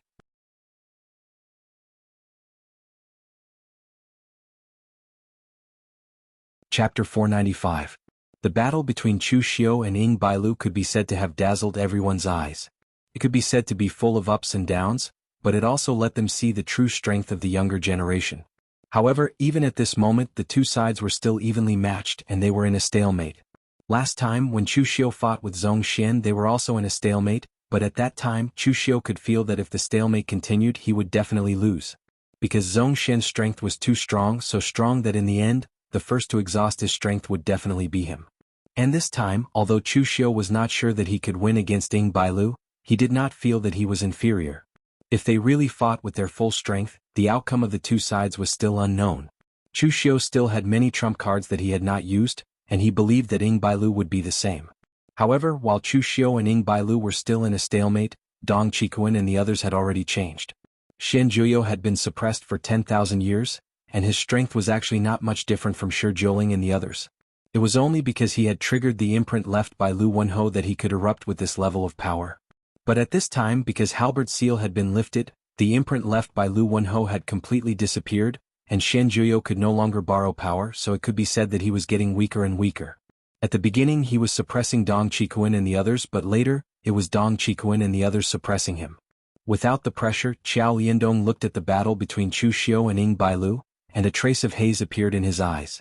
Last time in the Dead Man Valley he was scared away by Chu Xiu, and this time Chu Xiu still dared to be arrogant, relying on Fang Qi Xiao and Xie Xiaolu by his side, which made Qiao Liandong, who was not very broad-minded, somewhat dissatisfied.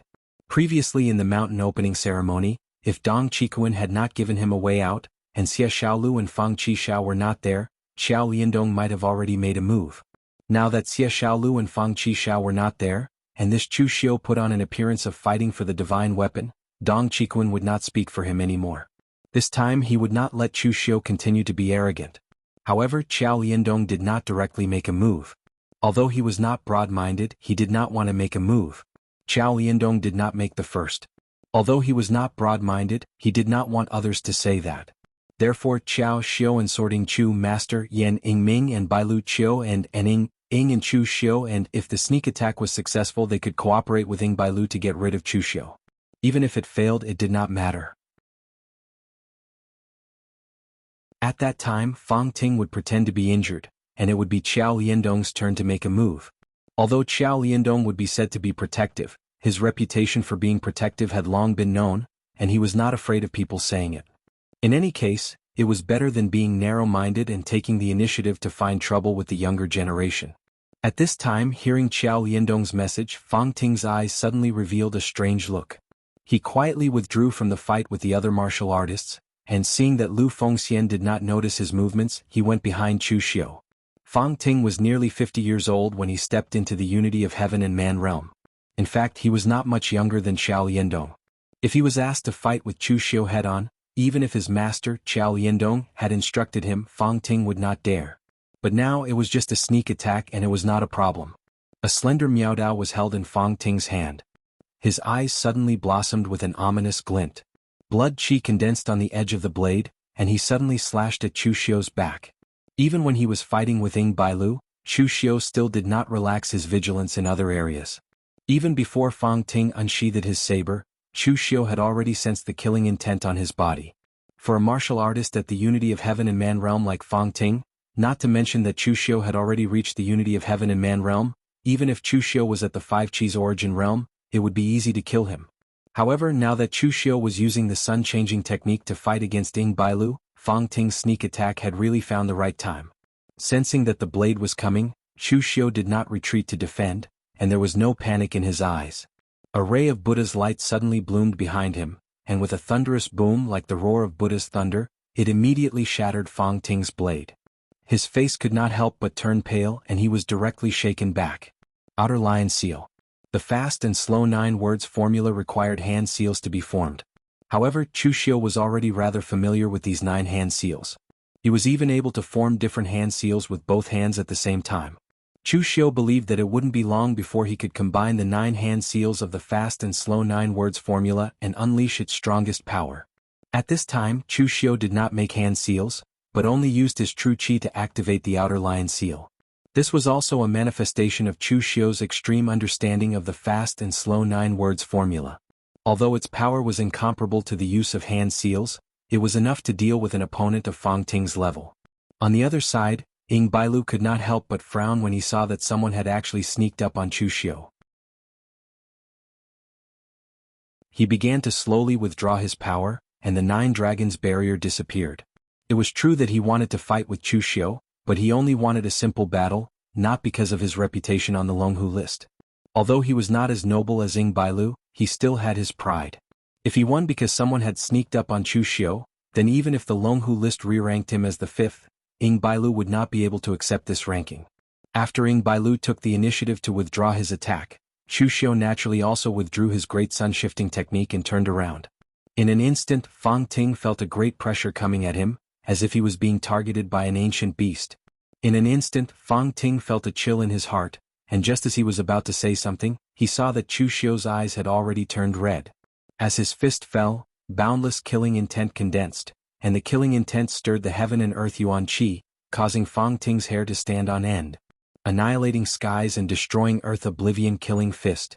Under this fist that was condensed with boundless killing intent, Fang Ting did not even have time to say a word. His earth vigor exploded around him, and the long saber in his hand slashed down, his figure quickly dodging to the side. But all of this was useless under Chu Xiu's annihilating skies and destroying earth oblivion killing fist. As the fist fell, the scarlet killing intent seemed to condense into a solid substance. With a loud explosion, Fang Ting's figure was directly blasted into a bloody mist by Chu Xiu's fist, and not even his bones were left. Chu Xiu. Seeing this scene, Qiao Liandong roared, and his eyes were already flashing with boundless killing intent, as if he had gone mad. This series of changes happened too quickly, so quickly that even Qiao Liandong did not have time to stop it. Previously, Qiao Liandong thought that even if Fang Ting's sneak attack failed, it would not be a big deal. After all, Chu Xiu was fighting with Ying Bailu. But he did not expect that Ying Bailu would take the initiative to stop at this time, giving Chu Xiu the opportunity to kill his eldest disciple, Fang Ting, in one move. In fact, Qiao Liandong was so angry now not because Chu Xiu killed his disciple, but because he would not have a good helper in the future. Among Qiao Liandong's disciples, although Fang Ting was the eldest disciple, he wasn't the most talented one, nor was he the one Qiao Liandong doted on the most. However, he was the one who helped Qiao Liandong the most. Among his disciples, Fang Ting had followed Qiao Liandong the longest, and he was also the one who could understand Qiao Liandong's intentions the best. So, Qiao Liandong usually ordered Fang Ting to do most of the things. But now, Fang Ting died in the hands of Chu Xiu, which was equivalent to cutting off one of his arms. How could Qiao Liandong not be angry? On this side, Qiao Liandong directly gave up fighting Shen Jiuyo and went straight to Chu Xiu. The floating blood divine blade in his hand was already flashing with terrifying killing intent. Chu Xiu. You crippled my youngest disciple, and now you killed my eldest disciple. If I don't kill you today, how can I still have the face to stand in the West Chu land? Die for me. With a furious roar, Qiao Liandong went straight to Chu Xiu. The floating blood divine blade suddenly erupted with a powerful blade light that was hundreds of feet long, slashing at Chu Xiu. Moreover, Qiao Liandong's blade momentum seemed to be endless, and he had slashed hundreds of times in an instant. The strength of a martial Dao Grand Master was revealed for a moment. Even if Qiao Liandong was a rogue cultivator, even if he belonged to the kind of existence that was not too strong among the martial Dao Grand Masters, he was still a martial Dao Grand Master powerhouse who had condensed the martial Dao true core. When he attacked, regardless of anything else, just the difference in strength was not something that a unity of heaven realm martial artist could compare with. Chu Xiu took a deep breath, and the heavenly demon dance in his hand also erupted with the same powerful demonic qi and killing intent. He slashed out again and again, resisting Qiao Liandong's attack with great difficulty. After all, a martial Dao Grand Master was a martial Dao Grand Master. A casual attack from the other party was enough for Chu Xiu to use all his strength to resist. On the other side, Dong Qikuan and Su Tingyi, who were fighting with Shen Jiuyo, exchanged glances. Neither of them made a move. At this moment, Shen Jiuyo was no longer a concern. Even without Qiao Liandong, the two of them could also deal with him. Moreover, as Qiao Liandong had thought before, the Dong clan had nothing to do with Chu Xiu. At this moment, Dong Qikuan could not be bothered to care about the personal grievances between Chu Xiu and Qiao Liandong.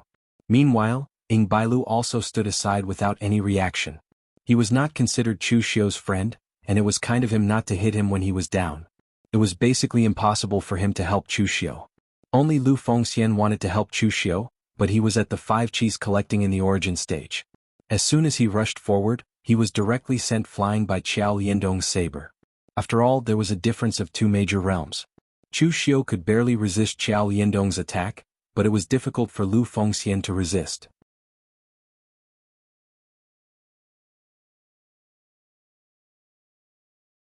Chapter 496. The pressure that a martial Dao Grandmaster brought to Chu Xiu was extraordinary, but Chu Xiu was still able to withstand it. If the top 3 on the Longhu list went all out, they might really be able to match the strength of a martial Dao Grandmaster. At the very least, although Qiao Liandong could bring pressure to Chu Xiu, the pressure was not as strong as when Chu Xiu was facing Zhong Xian. On the other side, Qiao Liandong saw that he could only suppress Chu Xiu and had yet to defeat Chu Xiu. Qiao Liandong's expression turned a little ugly. Sometimes, the older generation of martial artists did not want to fight with the younger generation of martial artists. The reason was very simple: it was not worth it. When the older generation of martial artists fought with the younger generation of martial artists, it was expected that they would win, and they would have to bear the reputation of bullying the weak. However, if they lost, they would become the stepping stone of the younger generation of martial artists, and they would be accused of being useless as they got older. Although Qiao Liandong did not lose, he was a martial Dao Grandmaster after all. Yet he still failed to suppress Chu Xiu after making so many moves. He could even feel the strange gazes of the other martial artists. Sensing the gazes of the others, Qiao Liandong attacked more fiercely. The blood-colored saber aura slashed down like a downpour, but it still could not do anything to Chu Xiu. These saber aura were either directly smashed by Chu Xiu or offset by Chu Xiu's defensive means such as Dugusil. Although it looked a little embarrassing, Chu Xiu could at least block it. Moreover, Chu Xiu was actually at a disadvantage in the battle at the moment because this place suppressed his mental power, making it temporarily impossible for him to use Heaven's Sun gazing at air and some other mental secret techniques. Therefore, it was inevitable that Chu Xiu would lose a part of his combat power. If Chu Xiu attacked with all his strength, he would not even be in a sorry state. While Chu Xiu was holding on, Qiao Liandong was really angry. The blood-red long saber in his hand burst with a boundless ferocious sharpness. As the saber slashed down, the blood-red saber aura extended in an instant, converging into a river of blood in midair, shrouding Chu Xiu. The saber sliced the blood river and heaven and earth feared destruction. The incomparably huge blood river extended for nearly 1,000 feet. The power it exuded was incomparably terrifying, not giving Chu Xiu any room to dodge at all. In an instant, Buddhist light erupted around Chu Xiu, and the shadow of Vairocana merged with him, emitting a dazzling radiance. The great art of changing sun was executed. This time Chu Xiu burned almost all of his strength. He held the seal of fearlessness in his hand, and his Dharma image was solemn. Boundless Buddhist light shone out, and when his palm descended, he actually held up the blood river and was in a deadlock with it. "Break for me!" Qiao Liandong roared, and powerful Gang Qi erupted around his body, triggering the power of heaven and earth, even causing the surrounding Qi of heaven and earth to explode. The Buddhist light shattered, and the shadow of Vairocana shattered. Chu Xiu's figure continued to retreat, until he retreated a few hundred feet, directly to a corner of the palace. For the current Chu Xiu, there was still a big gap between him and a martial Dao Grandmaster. A Grandmaster expert condensed the martial Dao true core and communicated with heaven and earth. No matter how strong a person was, they could not compete with the power of heaven and earth.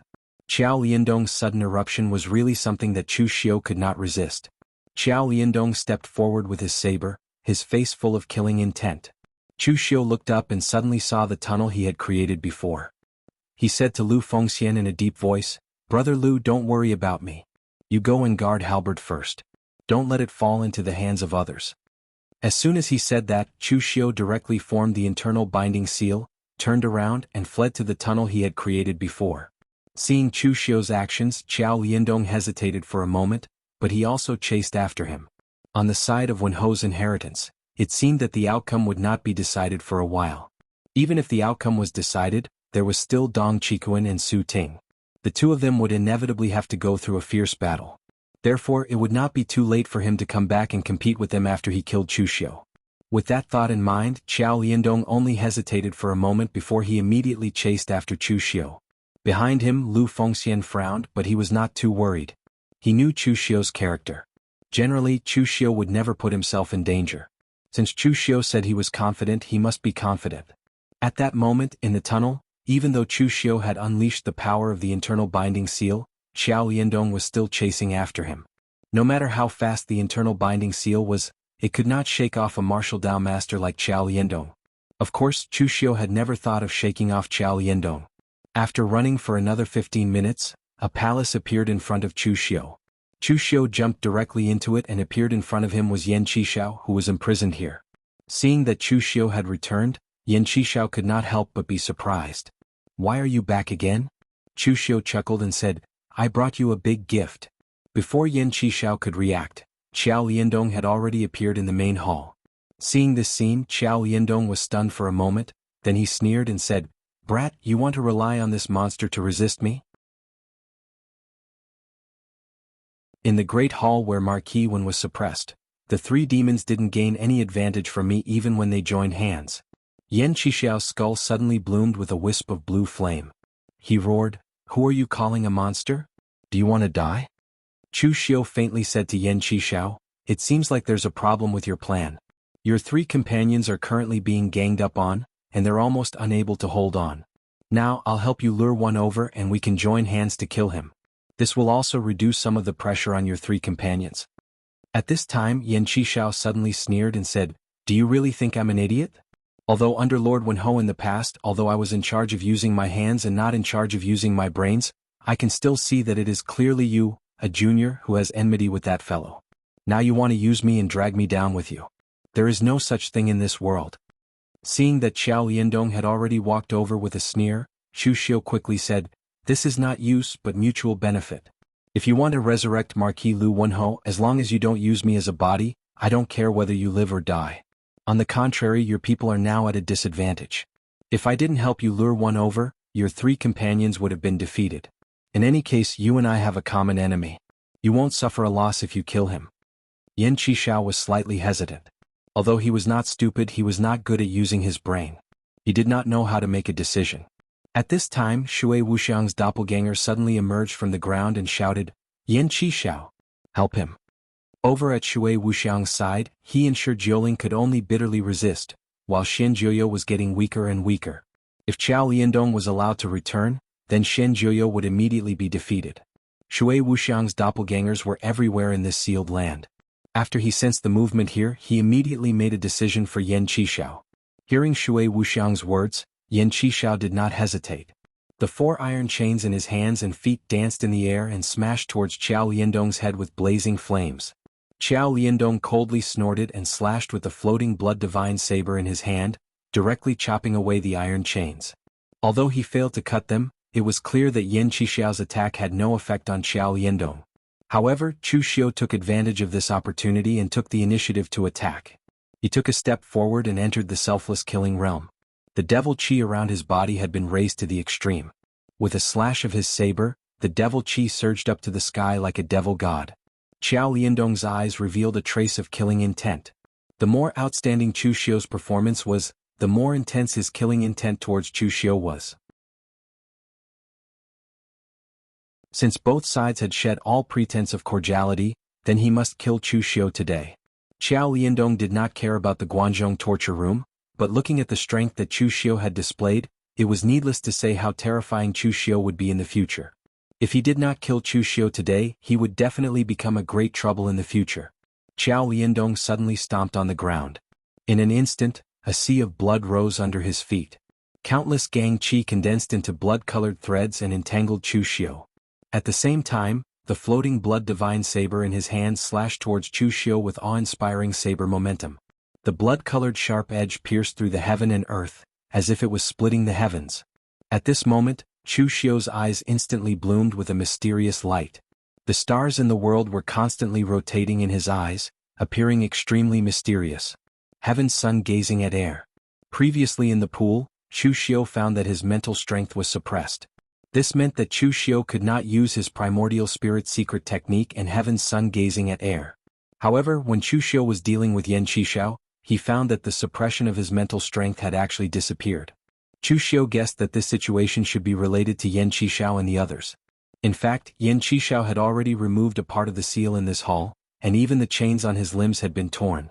If it were not for the chain on Yan Qishao's waist, Yan Qishao would have been able to join forces with Shui Wuxiang and the others to fight. Therefore at this time Chu Xiu chose to lure Qiao Liandong here. He was not only prepared to join forces with Yan Qishao to kill Qiao Liandong, but also because this was the only place where Chu Xiu's strength could be exerted to its peak. Under the effect of heaven's sun gazing at air, Chu Xiu's saber was drawn but not released. His figure wandered back and forth among the boundless blood-colored threads. None of those densely packed blood-colored threads could actually touch Chu Xiu.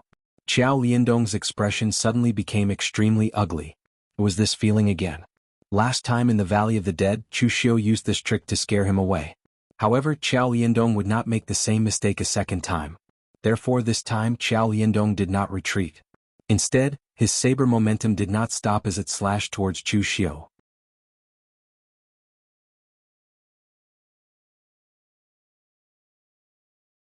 Chapter 497. The effect of the heaven's sun gazing at air skill would inevitably be reduced when facing a martial Dao master. After all, a martial Dao master was different from an ordinary martial artist. The other party's power changes were 10 times or even dozens of times stronger than an ordinary martial artist in the unity of heaven and man realm. Therefore, if Chu Xiu wanted to use the heaven's sun gazing at air skill to deduce the changes in Qiao Liandong's trajectory, he would have to put in 10 times or even dozens of times more energy than when dealing with a martial artist of the same level. Moreover, there was only one chance. Chu Xiu's mental strength did not allow him to use the heaven's sun gazing at air skill all the time, so Chu Xiu had to be cautious. The boundless blood-colored threads were dodged by Chu Xiu, and Qiao Liandong's fierce saber aura was also barely dodged by Chu Xiu. Yan Qishao also waved the chain to harass Qiao Liandong, but it had little effect. Seeing that Chu Xiu kept dodging, Yan Qishao could not help but curse. "What are you thinking? You only know how to dodge. Why aren't you attacking? Could it be that you're doing this on purpose to exhaust my strength?" Chu Xiu ignored Yan Qishao and exerted the heaven's sun gazing at air skill to the extreme. However, he did not attack and kept waiting. An unsheathed saber was the most terrifying. Qiao Liandong had not experienced the true horror of the heaven's sun gazing at air skill, but he hated this feeling. Seeing that he could not take down Chu Xiu, Qiao Liandong became more and more anxious. With a roar, the blood-colored gang qi around Qiao Liandong erupted. He slashed down with his saber, directly drawing the power of heaven and earth. The saber aura condensed into a 100-meter blood river. Even the surrounding power of heaven and earth had poured into the blood river, making the power of Qiao Liandong's saber extremely terrifying. The instant Qiao Liandong made his move, Chu Xiu, who had been evading with the heaven's sun gazing at air all this while, made his move. This was the first time Chu Xiu had attacked with his saber. Boundless devil qi and blood evil qi had been condensing on the blade for a long time. That power had been accumulated to the extreme. When the saber slashed down, the trajectory of Chu Xiu's saber could be said to be extremely strange. The saber momentum twisted and turned, and it slashed at Qiao Liandong's flaws and weakest points.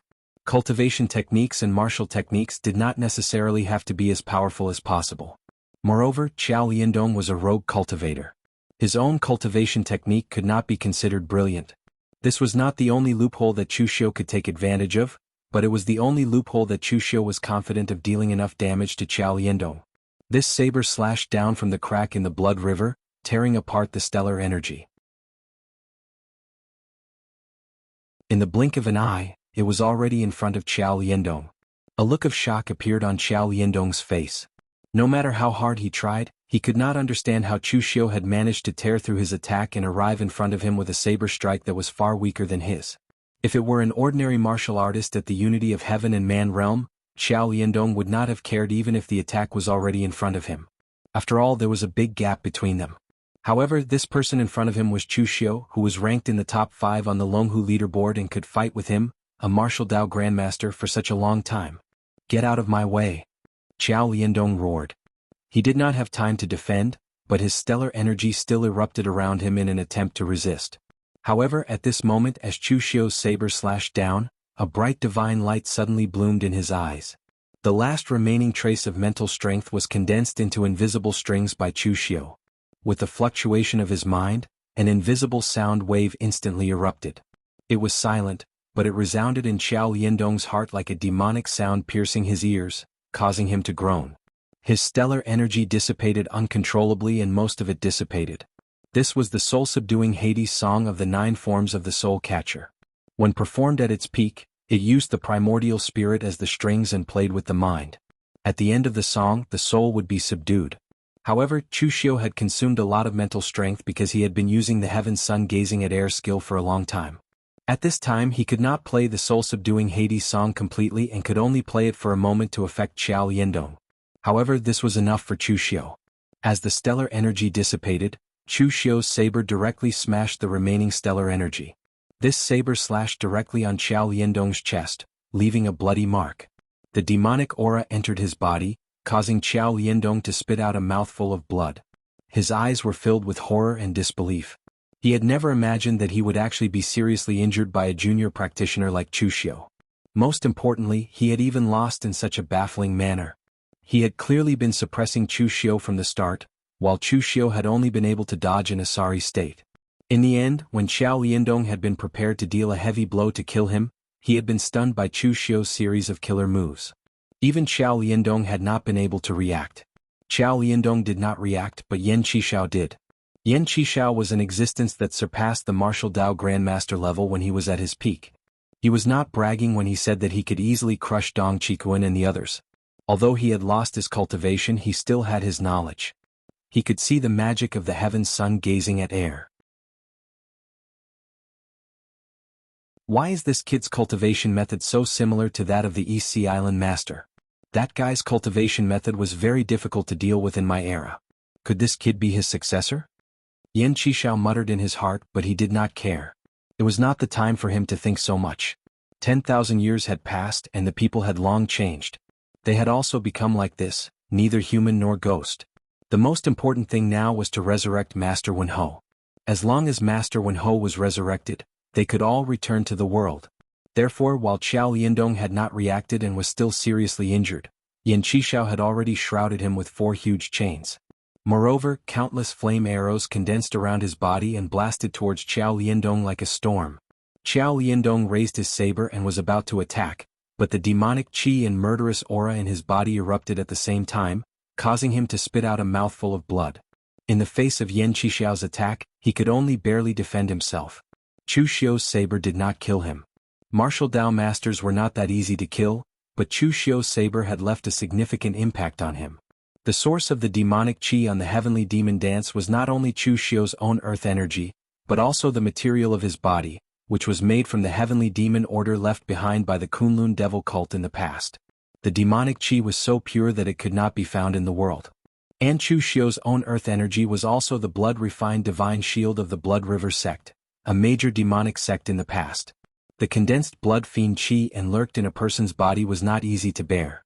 If it was under normal circumstances, Xiao Liandong could still use true qi to suppress and expel it.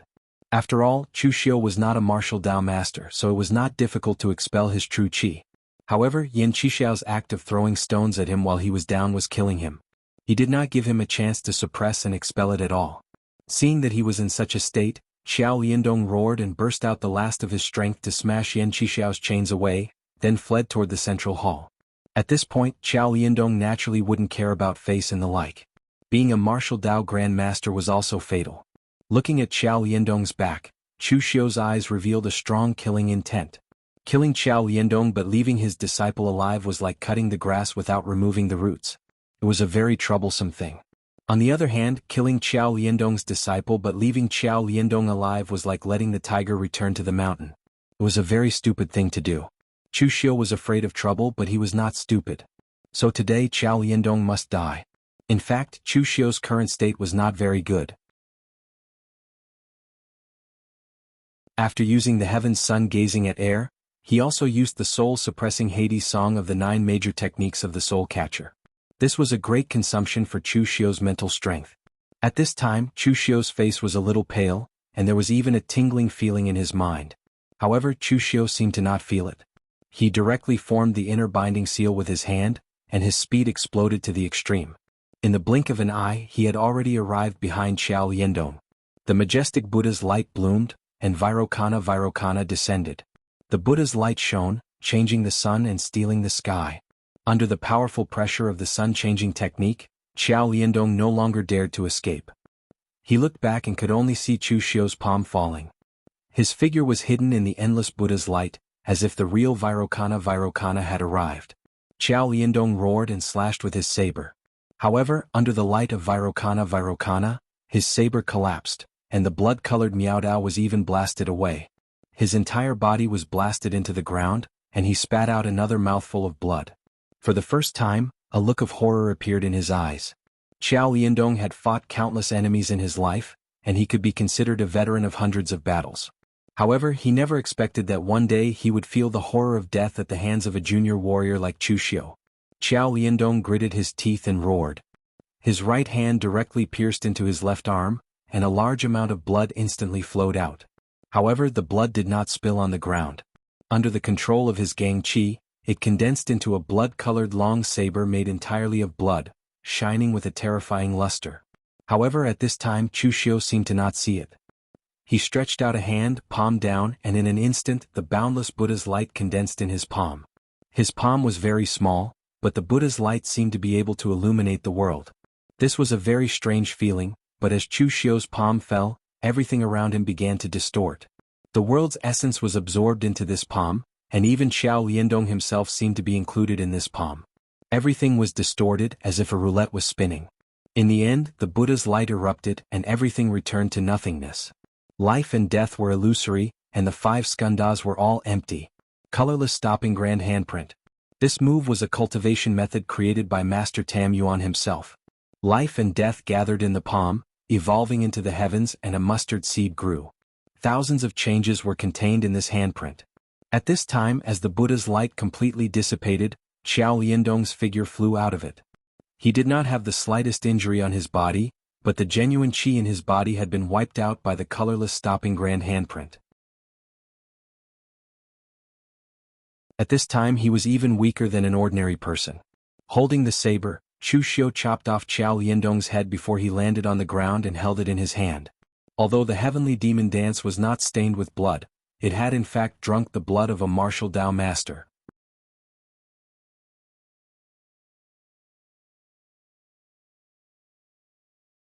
Chapter 498. Holding Qiao Liandong's head, Chu Xiu had actually exhausted himself. The heaven's sun gazing at air and the soul-suppressing Hades song had severely suppressed his mental strength. Furthermore, Chu Xiu had used the sun-switching technique in the formless sealing palm in succession. Although he had killed Qiao Liandong with a series of attacks, he had expended a lot of energy. Yan Qishao silently looked at Chu Xiu, but he didn't choose to do anything. He wanted to do it, but he wasn't sure. Chu Xiu's strength was beyond his imagination.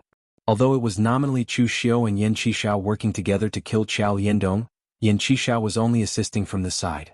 Chu Xiu was the one who actually attacked. Yan Qishao only used 20% of his strength. Although Chu Xiu seemed to be exhausted, Yan Qishao still didn't dare to make a move. Holding Qiao Liandong's head, Chu Xiu grinned at Yan Qishao and said, "I'll help you take a look at your plan to resurrect Lu Wenhou. But I'm afraid you'll be disappointed in the end." After saying that, Chu Xiu directly carried Qiao Liandong's head and returned to the tunnel. Yan Qishao also didn't say a word. At this time in the central hall, Dong Qikuan and Su Tingyi were still suppressing Shen Jiuyo. As for the others, including Lu Fengxian, they were fighting for halberd. Unfortunately, whether it was Lu Fengxian or some of the Unity of the World experts, even if some of them had touched halberd, they were still repelled by halberd. This 9-revolution divine weapon was simply too stubborn. It didn't give them any chance to get it. At this time, Fang Qishao and Xie Xiao Lu finally arrived. With Xie Xiao Lu's strength, he could participate in the fight for halberd. As for Fang Qishao, he didn't make a move and just stared at Ying Bailu. Ying Bailu frowned and said, "Fang Qishao, why are you staring at me instead of fighting for the peerless divine weapon?" Fang Qishao chuckled and said, "Why would I snatch that thing? I'm a sword user, so I won't be able to snatch Wushuang's sword. I reckon that after Wushuang senses my aura, he'll even take the initiative to attack me. I won't do that. Infatuated seed, I heard that you fought with Chu Xiu just now and were evenly matched? TSK, you've hidden your strength quite well. Why don't we fight again?" In fact, Fang Qishao was very similar to Ying Bailu in some aspects. He didn't care much about the empty titles on the Dragon and Tiger list. If the Dragon and Tiger list said he was third, then he was third. He also wouldn't take the initiative to challenge someone just because of this ranking. However, if he met an opponent he was interested in, Fang Qishao didn't mind stretching his muscles. He had fought with Zhong Xian and Zhang Qingzhen on the Dragon and Tiger list, but unfortunately he was the one who suffered. Although the guy ranked 4th on the Dragon and Tiger list was elusive, Fang Qishao often roamed the Jianghu. He had met that guy before, but he was rebuffed. That guy's martial Dao was the martial Dao of killing people. Once he threw his flying dagger, he would see blood and determine life and death. It was extreme to the extreme. Fang Qishao was looking for someone to compare martial Dao with, not to risk his life, so he didn't fight with his opponent at that time. As for Chu Xiu, when Chu Xiu was in the 5 Qis collecting in Origin Realm, although Fang Qishao had fought with Chu Xiu, that was not when Chu Xiu was at his peak. Now that Chu Xiu had stepped into the unity of heaven and man realm, the two sides were very familiar. Fang Qishao was a little embarrassed to challenge him. After all, his ranking was higher than Chu Xiu's. This time, Ying Bailu in front of him had aroused Fang Qishao's interest. Ying Bailu rarely fought before, and Fang Qishao had not seen him before. However, Fang Qishao knew about the battle between Chu Xiu and Zhong Xian. He also knew about Chu Xiu's strength. Now that Ying Bailu could fight with Chu Xiu to this realm, it was enough to show how strong Ying Bailu was. Moreover, Fang Qishao knew about the Shangshui Ying clan's heritage. Ying Bailu probably had some trump cards that he had not taken out. Looking at Fang Qishao, who was eager to fight, Ying Bailu frowned and said, "Fang Qishao, now is not the time to fight. If you are also interested in halberd, we can fight. But since you have no intention of fighting for halberd, why waste time here? I remember that you are not a person who likes to fight." Fang Qishao waved his hand and said, "You are wrong. It is not that I don't like to fight. It is just that most people do not interest me. I mean, Ying Bailu, you and I are old acquaintances. You have fought with Chu Xiu, why can't you fight with me? You don't have to be so biased, do you?" While Fang Qishao was entangled with Ying Bailu, Chu Xiu had already recovered some qi in the tunnel. He appeared in the hall with Qiao Yindong's head in his hand. When everyone saw Chu Xiu's figure, they couldn't help but cry out in surprise. Their eyes were filled with shock.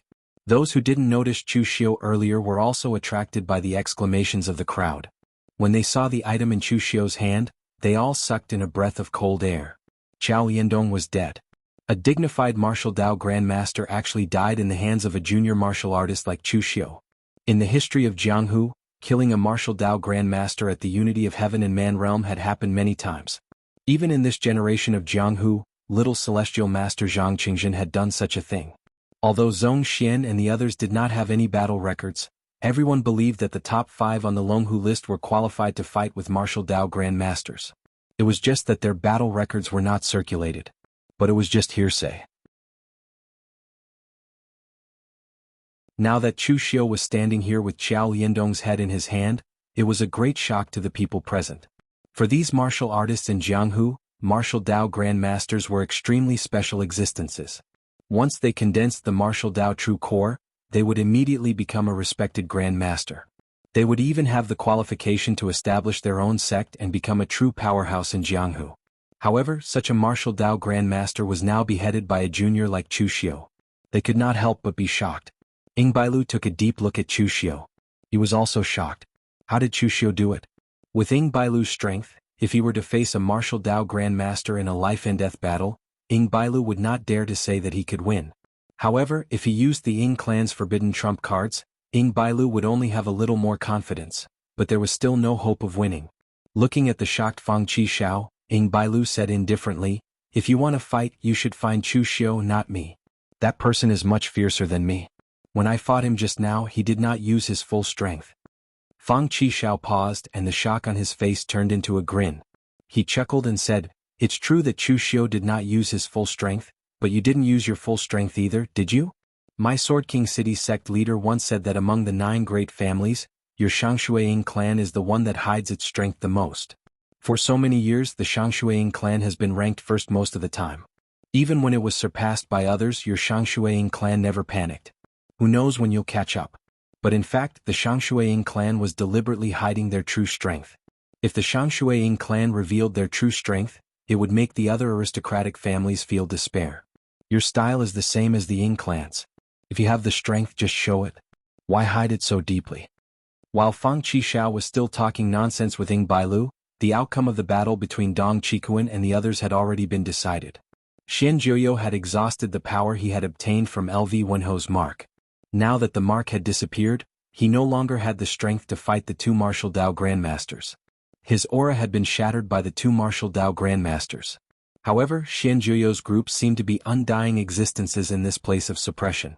Although the aura on his body had been scattered, he had reformed his body. However, this body was a little smaller than before and appeared to be a little weaker. Xianjuyo said anxiously, "Things have gone wrong. We can't win. What should we do now?" Shui Wuxiang didn't say anything. Just when Xianjuyo was about to say something, Shui Wuxiang's clone appeared from the ground with Qiao Liandong's headless corpse. Shui Wuxiang said in a deep voice, "What else can we do? Now we can only forcefully revive Lord Wenho. It doesn't matter if we have a suitable body or if we have enough qi and blood. In any case, this is the only method we have left. Otherwise, if we attract the experts outside, especially the ox-nosed Taoist sect and the bald donkey Buddhist sect, once they make a move, we won't even be able to keep our true spirits. Shijioling. Activate the formation and extract this fellow's qi and blood. Together with the qi and blood that we have accumulated, place them at the center of the formation. Xianjuyo and I will stall for time." As soon as he finished speaking, Shui Wuxiang and Xianjuyo immediately rushed up to block Dong Qikuan and Su Tingyi. However, the two of them didn't have the cultivation of a martial Dao grandmaster, so they were directly shattered by the two. When they reformed their bodies, their strength wasn't even comparable to the unity of heaven and man realm. However, the time that the two of them bought was more than enough because the array was set up by Shui Wuxiang beforehand. This place was the place where Marquis LV Wenho was sealed. There weren't any materials here, but in these 10,000 years Shui Wuxiang had been slowly dismantling the formation that was suppressing them. Then he transferred the materials here and laid down a formation that could resurrect Marquis LV Wenho. Although the formation had been set up, there was a deviation in the plan. No one could guarantee whether LV Wenho could be resurrected. With a wave of Shijioling's hand, Qiao Liandong's corpse was instantly dried up and turned into beads of blood that fell onto the formation below the coffin. Shijioling threw out a large pile of beads of blood and formed a seal with his withered hands. In an instant, a torrential demonic aura filled the sky and a wave of ghostly wails resounded throughout the hall.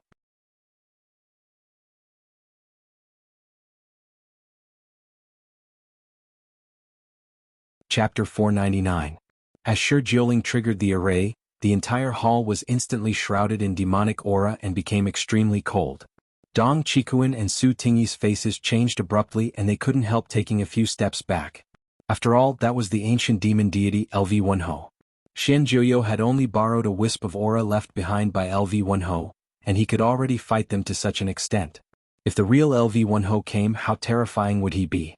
At this moment, a large amount of demonic aura gushed out from the coffin that was suppressing LV Wenho. The demonic aura in the coffin seemed to be boiling and constantly surging. At the same time, the blood beads in the center of the array continued to pour into it, causing the demonic aura to surge even more violently.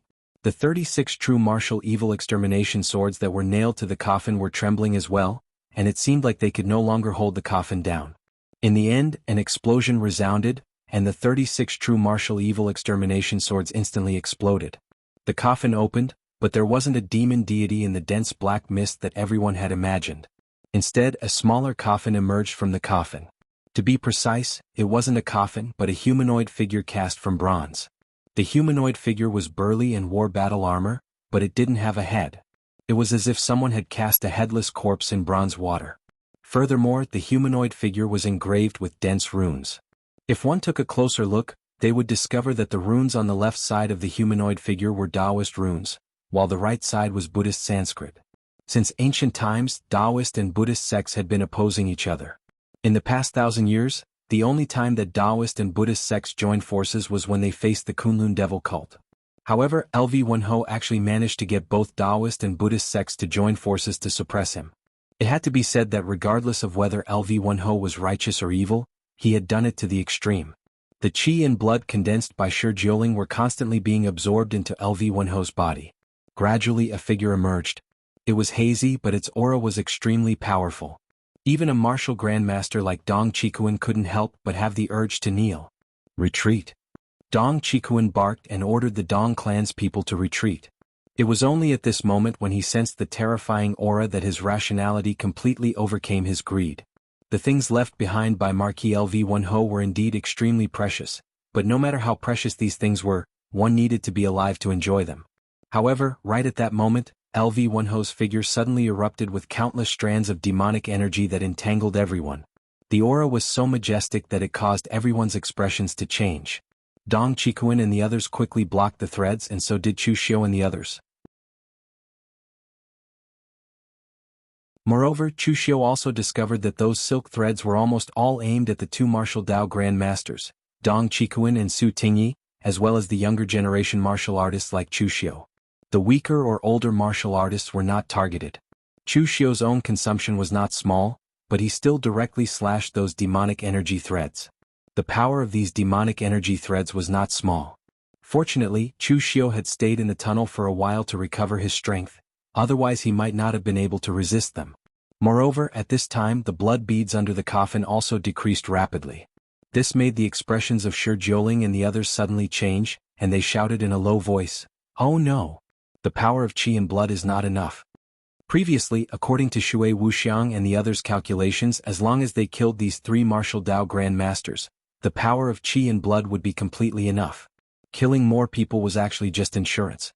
But now, only one of the three martial Dao Grand Masters died. Of course, the power of qi and blood was not enough. But now that their strength was right here, where could they go to kill more people? So on this side, Shui Wuxiang directly gritted his teeth and said, "Everyone sacrifice your true spirits. Otherwise, if Lord Wenho cannot be resurrected, none of us will live." Shi Jiuling and Xian Jiuyo exchanged a glance, both standing in the middle of the array. The grayish-white flames burned, becoming more vigorous, and the demonic energy threads that extended from LV Wenho's body also became more vigorous. This time, even Dong Qikuan and Su Tingyi couldn't withstand it. They were martial Dao Grand Masters, so the pressure they felt was also the greatest. The two of them gritted their teeth, directly burst out with all their strength, slashed the threads in front of them and directly fled.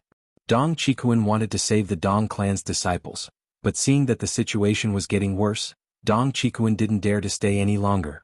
As Dong Qikuan and Su Tingyi fled, the demonic energy threads became more and more vigorous, even Chu Xiu and the others couldn't withstand it.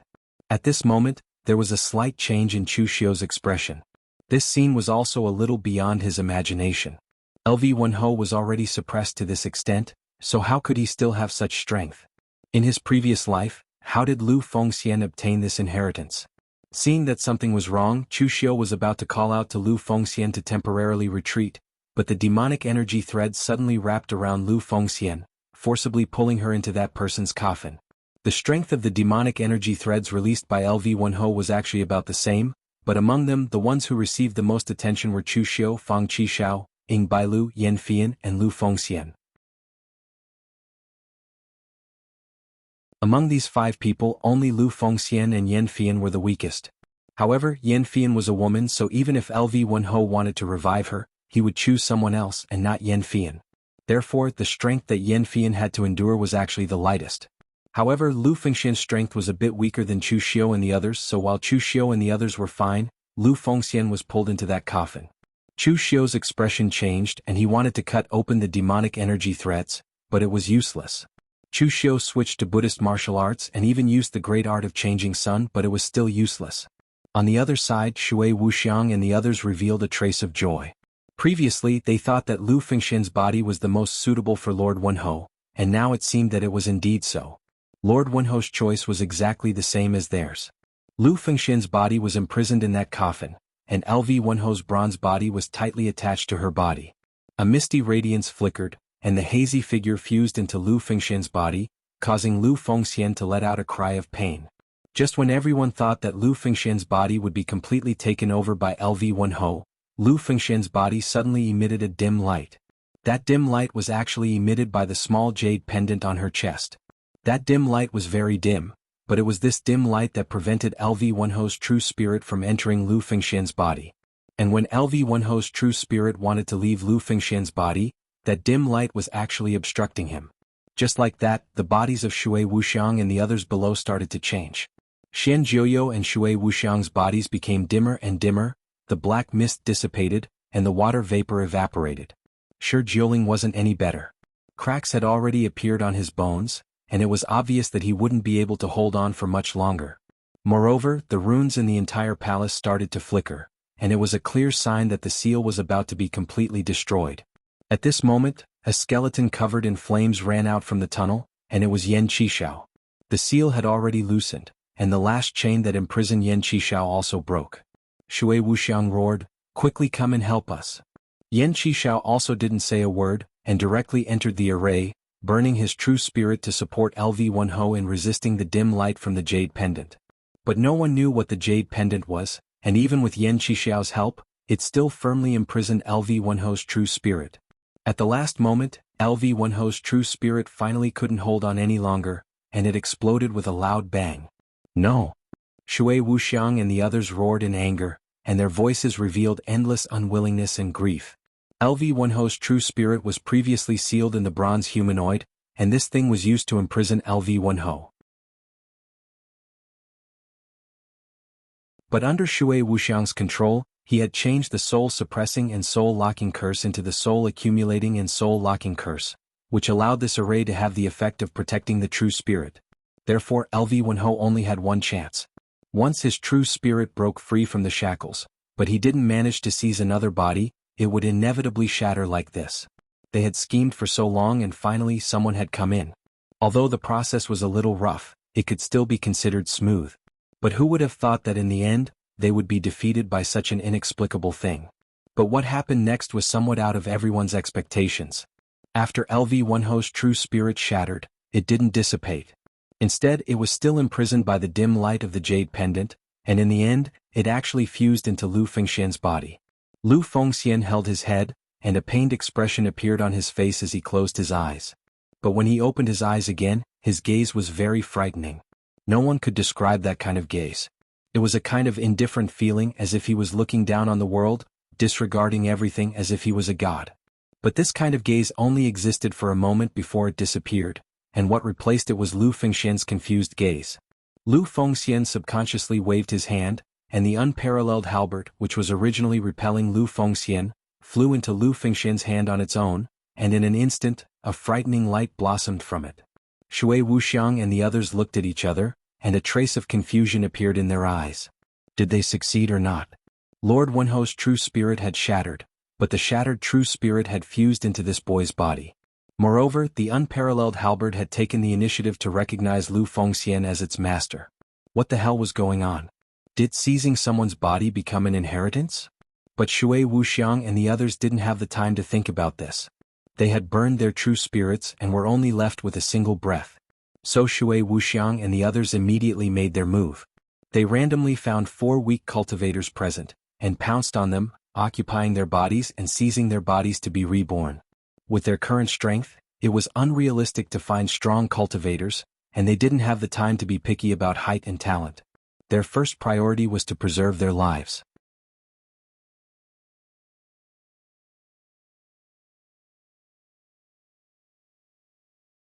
Chapter 500.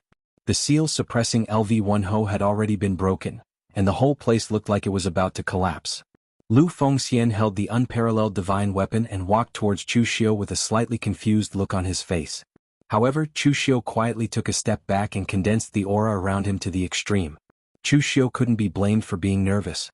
In fact, when they saw Lu Fengxian move, everyone present also subconsciously took a step back. Although they had watched LV1Ho's true soul shatter with their own eyes, there were too many incredible things that could happen at LV1Ho's level. Only God knew if Lu Fengxian would be possessed or not. Lu Fengxian also reacted at this time. He smiled bitterly and said, "Brother Chu, I'm really fine. LV1Ho's true soul has completely shattered." Chu Xiu quietly used the heaven's sun gazing at air technique to check again. After finding no abnormalities, he said, "Did you get LV1Ho's inheritance?" Lu Fengxian nodded and said, "You can say that, but I think LV1Ho himself didn't want to give me the inheritance. Moreover, I also got some vague memories, but I can't remember them." As soon as this statement came out, everyone present, including Fang Qishao and Ying Bailu, looked at Lu Fengxian with strange eyes. This was a great opportunity. That was the inheritance of the ancient demon Lord LV1Ho, and now Lu Fengxian was holding the unparalleled divine weapon that belonged to LV1Ho. It could be said that all the benefits this time were in the hands of Lu Fengxian. Even Fang Qishao and Ying Bailu were a little jealous of Lu Fengxian's luck. In fact, among those who entered the place where LV1Ho's seal was suppressed this time, Lu Fengxian didn't stand out at all, excluding Dong Qikuan and the other two martial Dao grandmasters. The most outstanding ones were Chu Xiu, who had killed a martial Dao grandmaster, and Ying Bailu, who had displayed an unparalleled cultivation base. In the end, neither of them managed to obtain the inheritance. Everything was taken by Lu Fengxian. It had to be said that luck was sometimes more important than strength. Puzzled, Chu Xiu pointed at the jade pendant on Lu Fengxian's chest and asked, "What is this?" Everyone could see that without this jade pendant, it was estimated that Lu Fengxian would have been possessed by Lu Wenhou. Because of this jade pendant, Lu Fengxian was able to reverse the situation. LV Fengxian took out the jade pendant. However, there was already a crack on the jade pendant. Touching the crack on the jade pendant, Lu Fengxian's expression was a little distressed. "When I was young, my mother asked for this jade pendant from a temple on a mountain for me. It was blessed by an eminent monk. When I was young, I was a little weak and sickly, so my mother asked me to wear this jade pendant at all times, saying that it could keep me safe for a lifetime." Chu Xiu was a little speechless. Lu Fengxian was born with divine strength. Even if he didn't cultivate a body-tempering cultivation method, his strength was not inferior to a martial artist who cultivated a body-tempering cultivation method. But he was actually weak and sickly when he was young. However, what surprised Chu Xiu even more was the origin of this jade pendant. He asked curiously, "Brother Lu, who was the eminent monk who gave you this jade pendant? You can't really think that ordinary things can resist Lu Wenhou's true spirit, right?" Lu Fengxian was a person with luck, Chu Xiu was very sure, so he was also surprised that the person who gave Lu Fengxian this jade pendant should be a reclusive eminent monk, at least at the level of Master Tam Yuan. However, Lu Fengxian shook his head and said with a bitter smile, "That eminent monk is an eminent monk in the eyes of ordinary people, but in fact he doesn't know martial arts. The last time I went back to the northern Yen to visit my relatives, I wanted to see this master, but the temple was already abandoned. I asked the villagers around and they said that the master was old, and the acolytes that he took in were tired of the lack of pilgrims in the temple, and that it was too poor, so they went to a big temple. The master couldn't hold on for long and passed away several years ago." Chu Xiu was speechless. Since the master was gone, he wouldn't be able to find anything. However, it was obvious that this jade pendant was a treasure. It couldn't guarantee Lu Fengxian's safety for a lifetime, but it could guarantee his safety for a while, just like now. Looking at the crumbling hall around him, Chu Xiu shook his head and said, "Brother Lu, let's go. This place is about to collapse." LV Fengxian nodded. The others still wanted to search around to see if there were any treasures, but seeing that they couldn't hold on for much longer, they could only grit their teeth, turn around and run out. Meanwhile, in the outside world, Dong Qikuan and Su Tingyi had ugly expressions on their faces. They were forced to come out, and it could be said that their trip was in vain. At this time, the patriarch of the Dong family also arrived with the other members of the Dong family, and they were in a cautious and defensive posture. They had found such a large tomb during the mountain opening ceremony. Of course, not all the martial artists of the Dong family had entered it, but some of them had returned to the Dong family to inform the patriarch. For relics like this, the Dong family would usually leave half of its people outside to provide support, in order to prevent any unforeseen events from happening and everyone being caught in one fell swoop. The people brought by the patriarch of the Dong family were to provide support outside. At this time, the patriarch of the Dong family's expression was also a little ugly. He snorted coldly and said, "Qikuan, so many disciples of our Dong family were there. As the patriarch, you abandoned so many disciples and fled alone. Is this your responsibility as the patriarch of the Dong family?" Dong Qikuan's face was a little red. At that time he really didn't think so much and he only thought about saving his own life. However, now that the patriarch of the Dong family pointed out in front of so many people, Dong Qikuan still felt a little embarrassed. Dong Qikuan couldn't help but explain, "Patriarch, it's not that I don't want to save my disciples, but you didn't see that scene. That was the true spirit of the ancient demon god LV Wenhou. Once it unleashed its power, let alone a martial Dao grandmaster, I guess even a true fire spirit refinement realm expert wouldn't be able to withstand it. If I escaped first, I could still save some strength. If I was in there, I'm afraid even I would have to die there." The best way to cover up one's weakness was to exaggerate the enemy's strength, and this was what Dong Qikuan was doing now. In fact, at that time, Dong Qikuan was far from being unable to withstand it, but he was really scared, and subconsciously chose to escape first. However, the patriarch of the Dong family was also a shrewd person, and he knew what Dong Qikuan was thinking at a glance. He couldn't help but snort coldly and said, "Even a true fire spirit refinement realm expert couldn't withstand it? You even fought with a true fire spirit refinement realm expert? Why didn't I know?" Just when Dong Chikuan was about to say something, he saw that many martial artists had already escaped from the big tomb, and many of them were members of the Dong family, which made Dong Chikuan immediately let out a sigh of relief. He quickly called a martial artist over and asked, "What's the situation inside?" The martial artist of the Dong family panted and immediately told him what had happened, but after listening to it, the patriarch of the Dong family was so angry that his face turned red. "Trash. Dong Chikuan, is this how you act as the patriarch? You're the first to escape when you encounter a crisis, but in the end, you leave the opportunity to others." In the eyes of the patriarch of the Dong family, if Dong Chikuan didn't go out, there was no reason why a junior could obtain LV Wenho's inheritance, but Dong Chikuan, a martial Dao grandmaster, couldn't. Dong Chikuan's face turned red, but he still lowered his head and said in a deep voice, "Patriarch, please calm down. It's not impossible. Patriarch, don't forget that this is the opening ceremony of the Dong family, and everything found belongs to the Dong family, including LV Wenho's inheritance and the divine weapon Peerless Halberd." As soon as they heard Dong Chikuan's words, the surrounding martial artists of the Dong family and Su Tingyi immediately understood what he meant. Dong Chikuan was going to ignore the rules and seize the inheritance that belonged to Lu Fengxian. Logically speaking, the rules of the mountain opening ceremony was that so long as it was something that could be taken away, then the person who obtained it could take it away. If one had to hand over the things one found, then who would participate in the mountain opening ceremony? Go and play by yourselves. Therefore, what Dong Chikuan was doing now was disregarding the rules.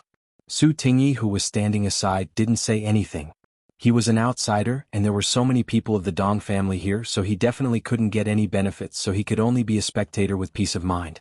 At this time, the patriarch of the Dong family frowned and said, "But the rules of the opening ceremony?" Dong Chikuan sneered and said, "Patriarch, the rules are dead, but people are alive. Those are the ancient demonic god LV Wenho's cultivation method and Peerless 9th Revolution divine weapon.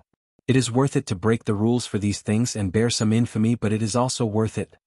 The patriarch of the Dong family was a martial artist of the older generation who adhered to the old rules, and he still wanted to save some face, so he was somewhat reluctant to break the rules.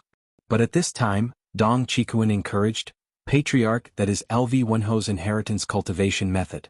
Not to mention the Peerless divine weapon, LV Wenho's inheritance cultivation method must be above the 9th revolution." The words 9th revolution cultivation method tilted the balance in the patriarch's heart, because the Dong family didn't have a 9th revolution cultivation method. The cultivation methods in the Jianghu, from the 1st revolution to the 9th revolution, were actually divided into 3 grades. Generally, the 1st revolution to the 3rd revolution were the ordinary ones, and most of the rogue martial artists and some small sects and families had them. The 4th revolution to the 6th revolution were already considered good cultivation methods, and the martial artists without a bit of luck and background couldn't get them. As for the 7th revolution to the 9th revolution level cultivation methods, generally only people with profound luck and inheritance, and some big forces could get their hands on them. As for the Peerless cultivation methods and Supreme cultivation methods, except for some people with great luck and luck, only forces at the level of the Great Light Temple were qualified to have them. The strength of the Dong family was not weak, but the Dong family's strongest internal cultivation method was only at the 8th revolution level, which was not weak but also not strong. If they could get the demonic god LV Wenho's cultivation method inheritance, it would be a 9th revolution level existence. People like Ying Bailu and Fang Qishao didn't care, because they could choose more than one 9th revolution cultivation method. But for the Dong family, even if they gave up their current cultivation method and changed to LV Wenho's cultivation method, it was worth it.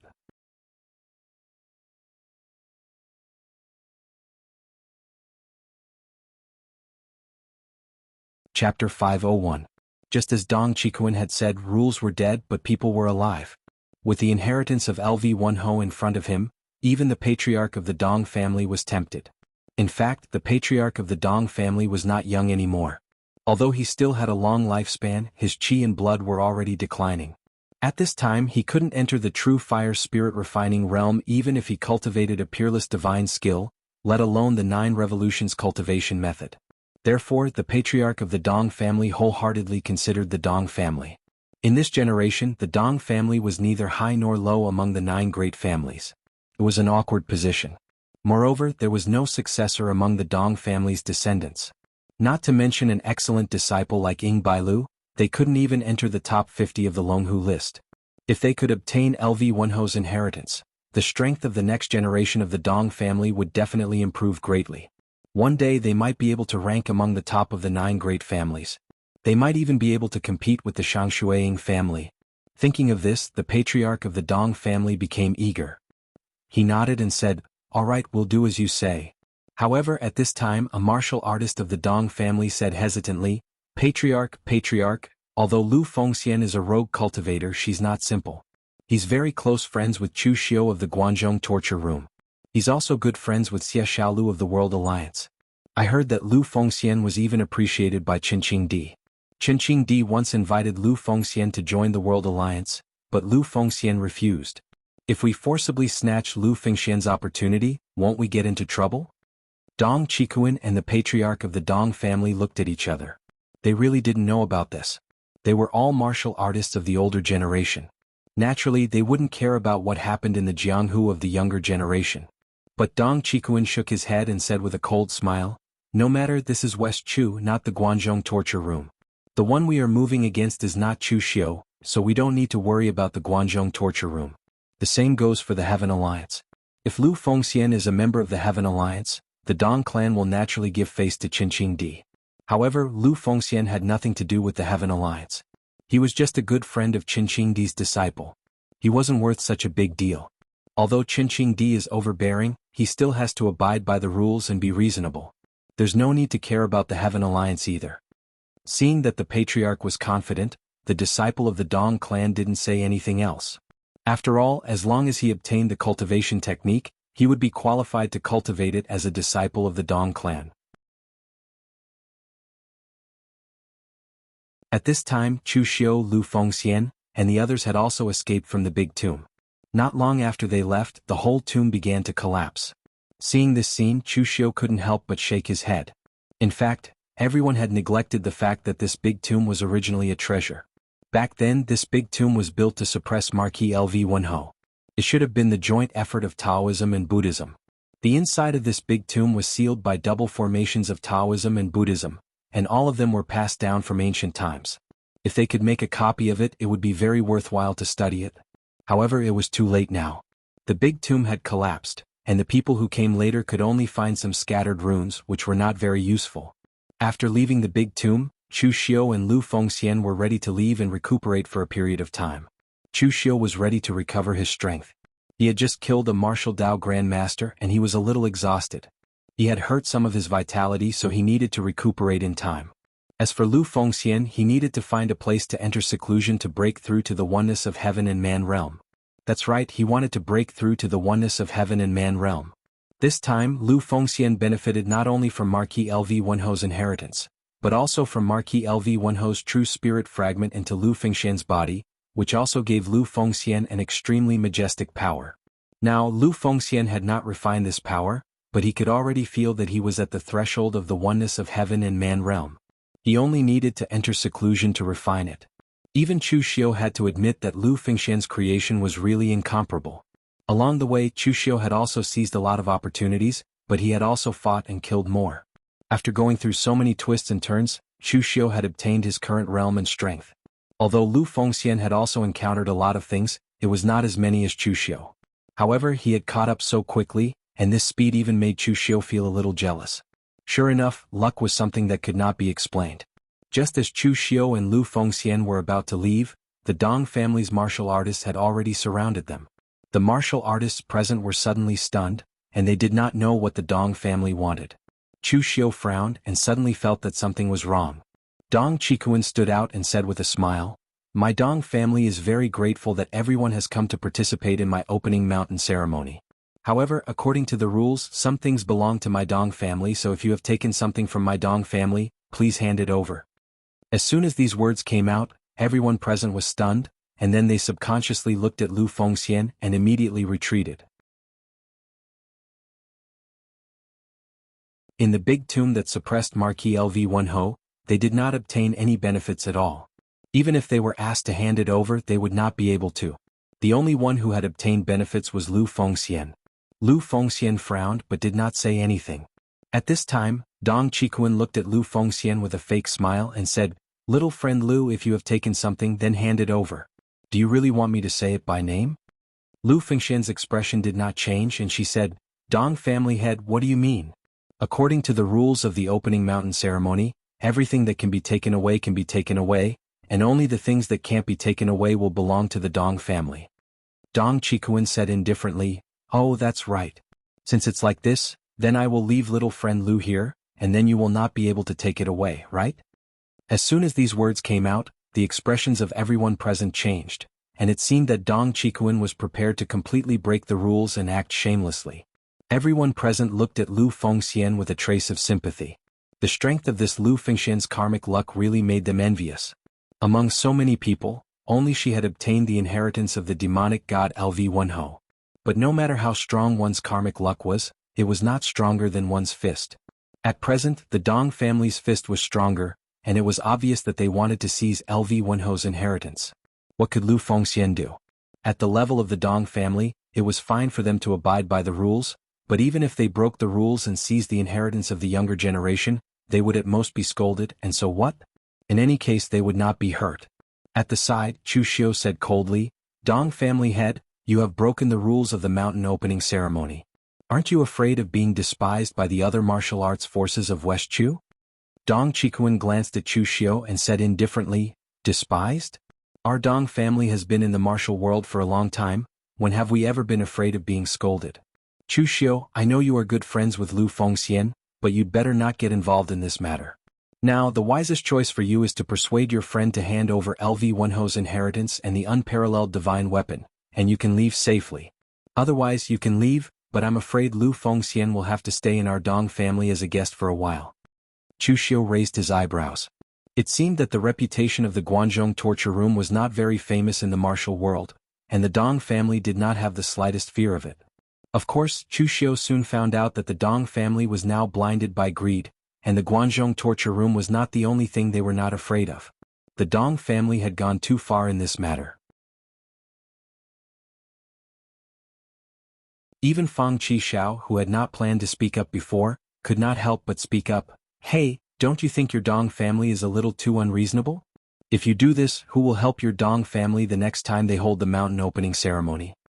Dong Qikuan glanced at Fang Qishao and said indifferently, "So it turns out to be young Master Fang of Sword King City. Young Master Fang, you don't need to worry about my Dong family's matters. This matter has nothing to do with Sword King City." It was true that Sword King City was stronger than his Dong family. Normally, when Fang Qishao came, the Dong family would definitely give him face and serve him well. But now, it was fine if Fang Qishao did not speak up. Even if Fang Qishao spoke up now, the Dong family would not give him face. Seventh young Master Fang furrowed his brows as a rare gloomy look appeared in his eyes.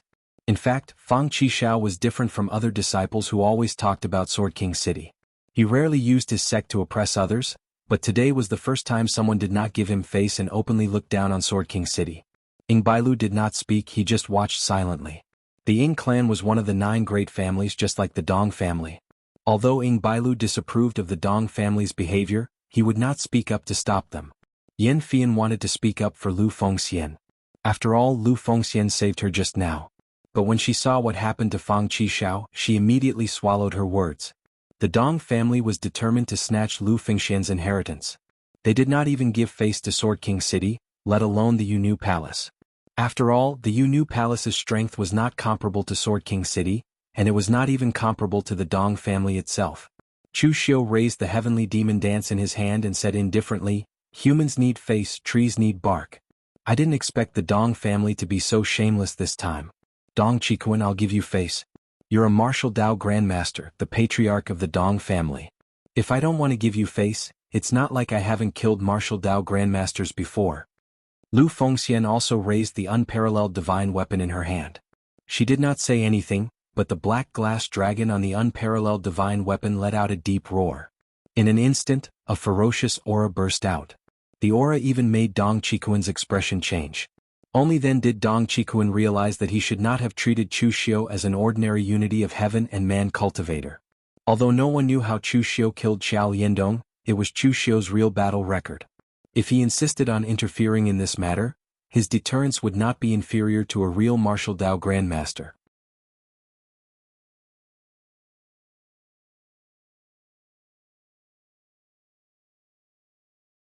Chapter 502. Chu Xiu's words were arrogant to others.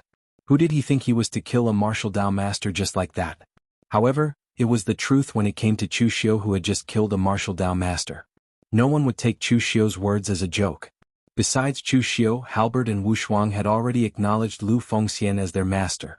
Even Dong Qikuan felt a little pressured when he sensed Halbert's aura. Although Lu Fengxian was only at the 5 cheese collecting and origin stage, he had just obtained Marquis Lu Wenho's inheritance after all. Dong Qikuan was not sure if he could unleash the power of the 9 transformation divine weapon. However, Dong Qikuan had already said it. If he tried to step aside now, he would lose all his face. Therefore, Dong Qikuan directly said to Su Ting, "Brother Su, help me suppress these 2 junior martial artists. Haven't you always wanted to borrow my Dong family's divine sacrificial jade to strengthen your mental strength? If you help me today, I'll lend you the divine sacrificing jade for a year." Su Ting's eyes lit up when he heard that. He could not help but stand beside Dong Qikuan. The divine sacrificing jade was the Dong family's inherited treasure. Cultivating around it could strengthen one's mental strength. Even if one did not know any mental strength secret techniques, the divine sacrificing jade could still strengthen one's mental strength passively. However, the divine sacrificing jade was getting smaller and smaller. The divine sacrificing jade of the Dong family was the size of a fist, but it was only the size of a quail's egg now. Su Ting was weak in terms of mental strength. He had long wanted to borrow the divine sacrificing jade of the Dong family. However, even the people of the Dong family did not dare to use it recklessly, so why would they lend it to Su Ting? It was rare for Dong Qikuan to be generous, so Su Ting did not want to miss the opportunity. At the sight of this, everyone present shook their heads. Other than admitting defeat, Chu Xiu and LV Fengxian seemed to have no other way out of this. Chu Xiu had a record of killing a martial Dao grandmaster, and Lu Fengxian also had a divine weapon. However, they were facing 3 martial Dao grandmasters. It was impossible for them to defeat them. But at that moment, Xia Xiaolu suddenly stood out and said, "My master thinks highly of Brother Lu.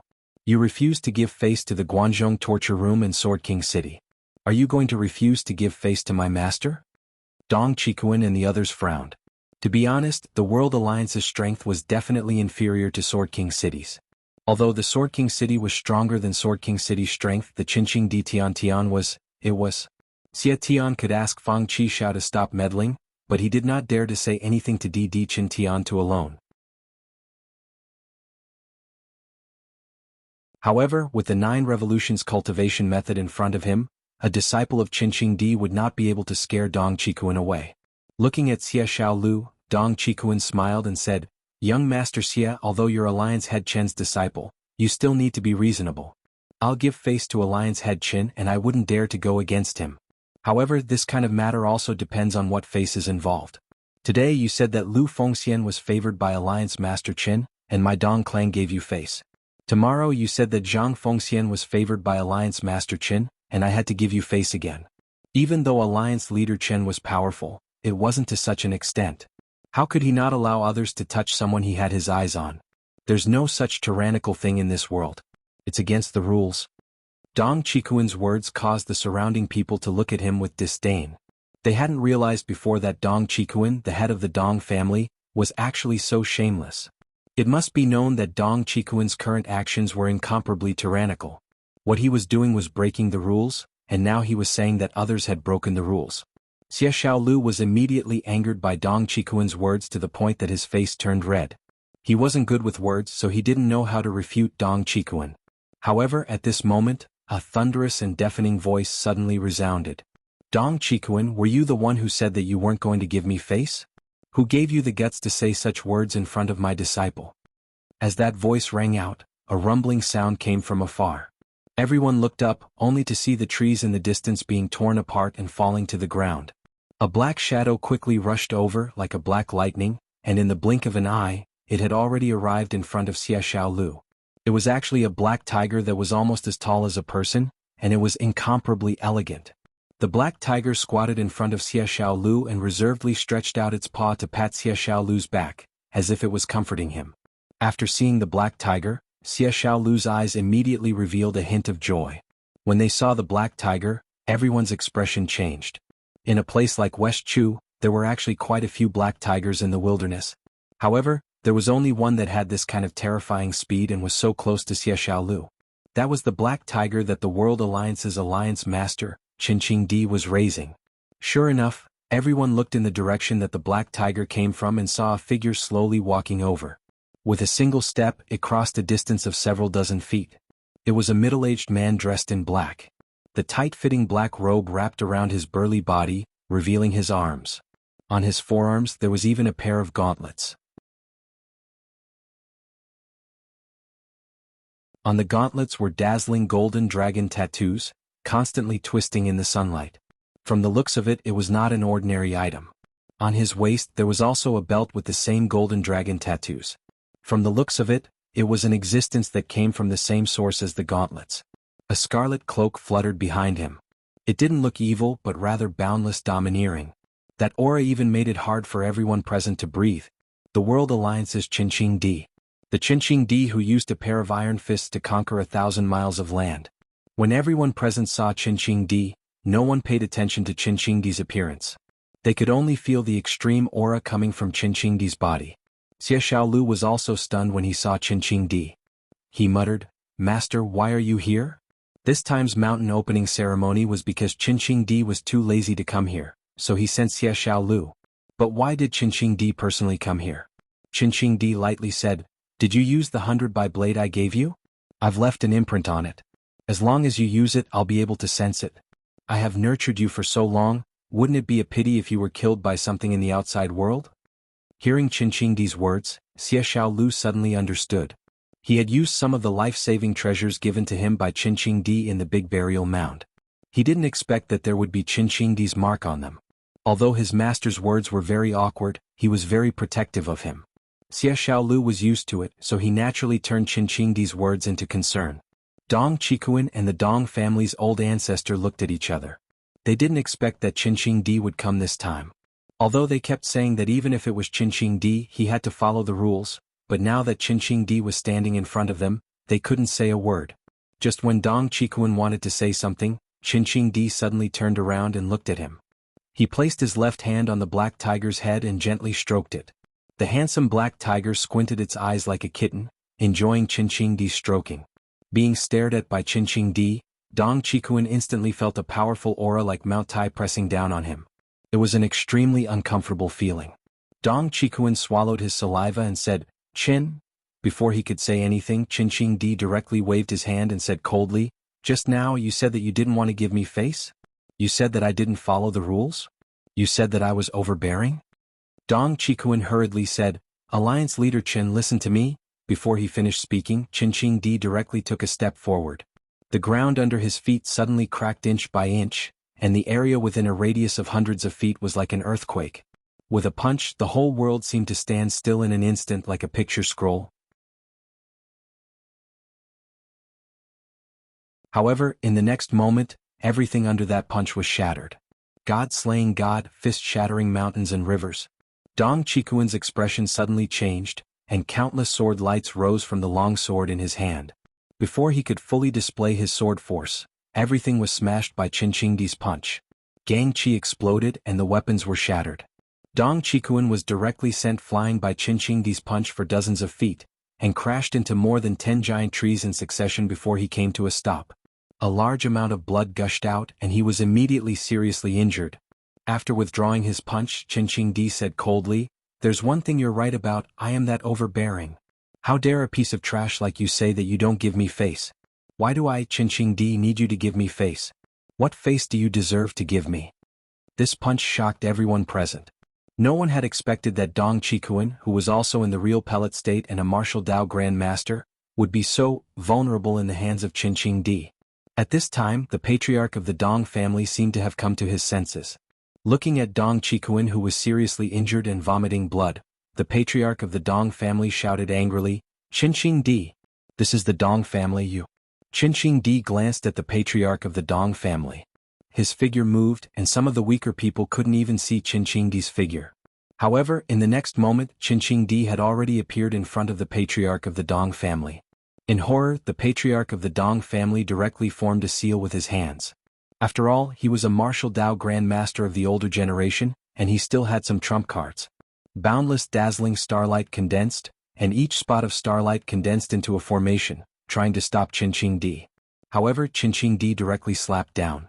In an instant, the Gang Qi exploded, and the starlight was shattered. Qingqing's right hand squeezed the patriarch of the Dong family's neck. The dragon pattern on the golden arm armor twisted like a formation pattern, directly sealing the genuine qi of the patriarch of the Dong family's whole body. At this time he was like an ordinary person, held up by the neck by Qingqing, and stretched his legs helplessly. Staring at the patriarch of the Dong family, Qingqing said in a calm and cold voice, "Old thing, what do you want to say? This is your Dong family, so what? Among the 9 major families, there is still the Wang family and the Li family.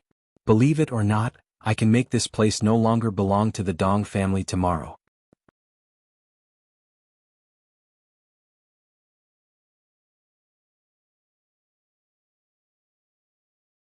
Chapter 503. He seriously injured Dong Qikuan with one punch and subdued the patriarch of the Dong family with one move. Qingqing's strength was beyond everyone's imagination. For most of the martial artists present, a martial Dao Grand Master was already an unreachable existence. But what about Qingqing? The 2 martial Dao Grand Masters were like children that could not withstand a single blow. Su Tingyi stood motionless. He was not calm, but he did not dare to move.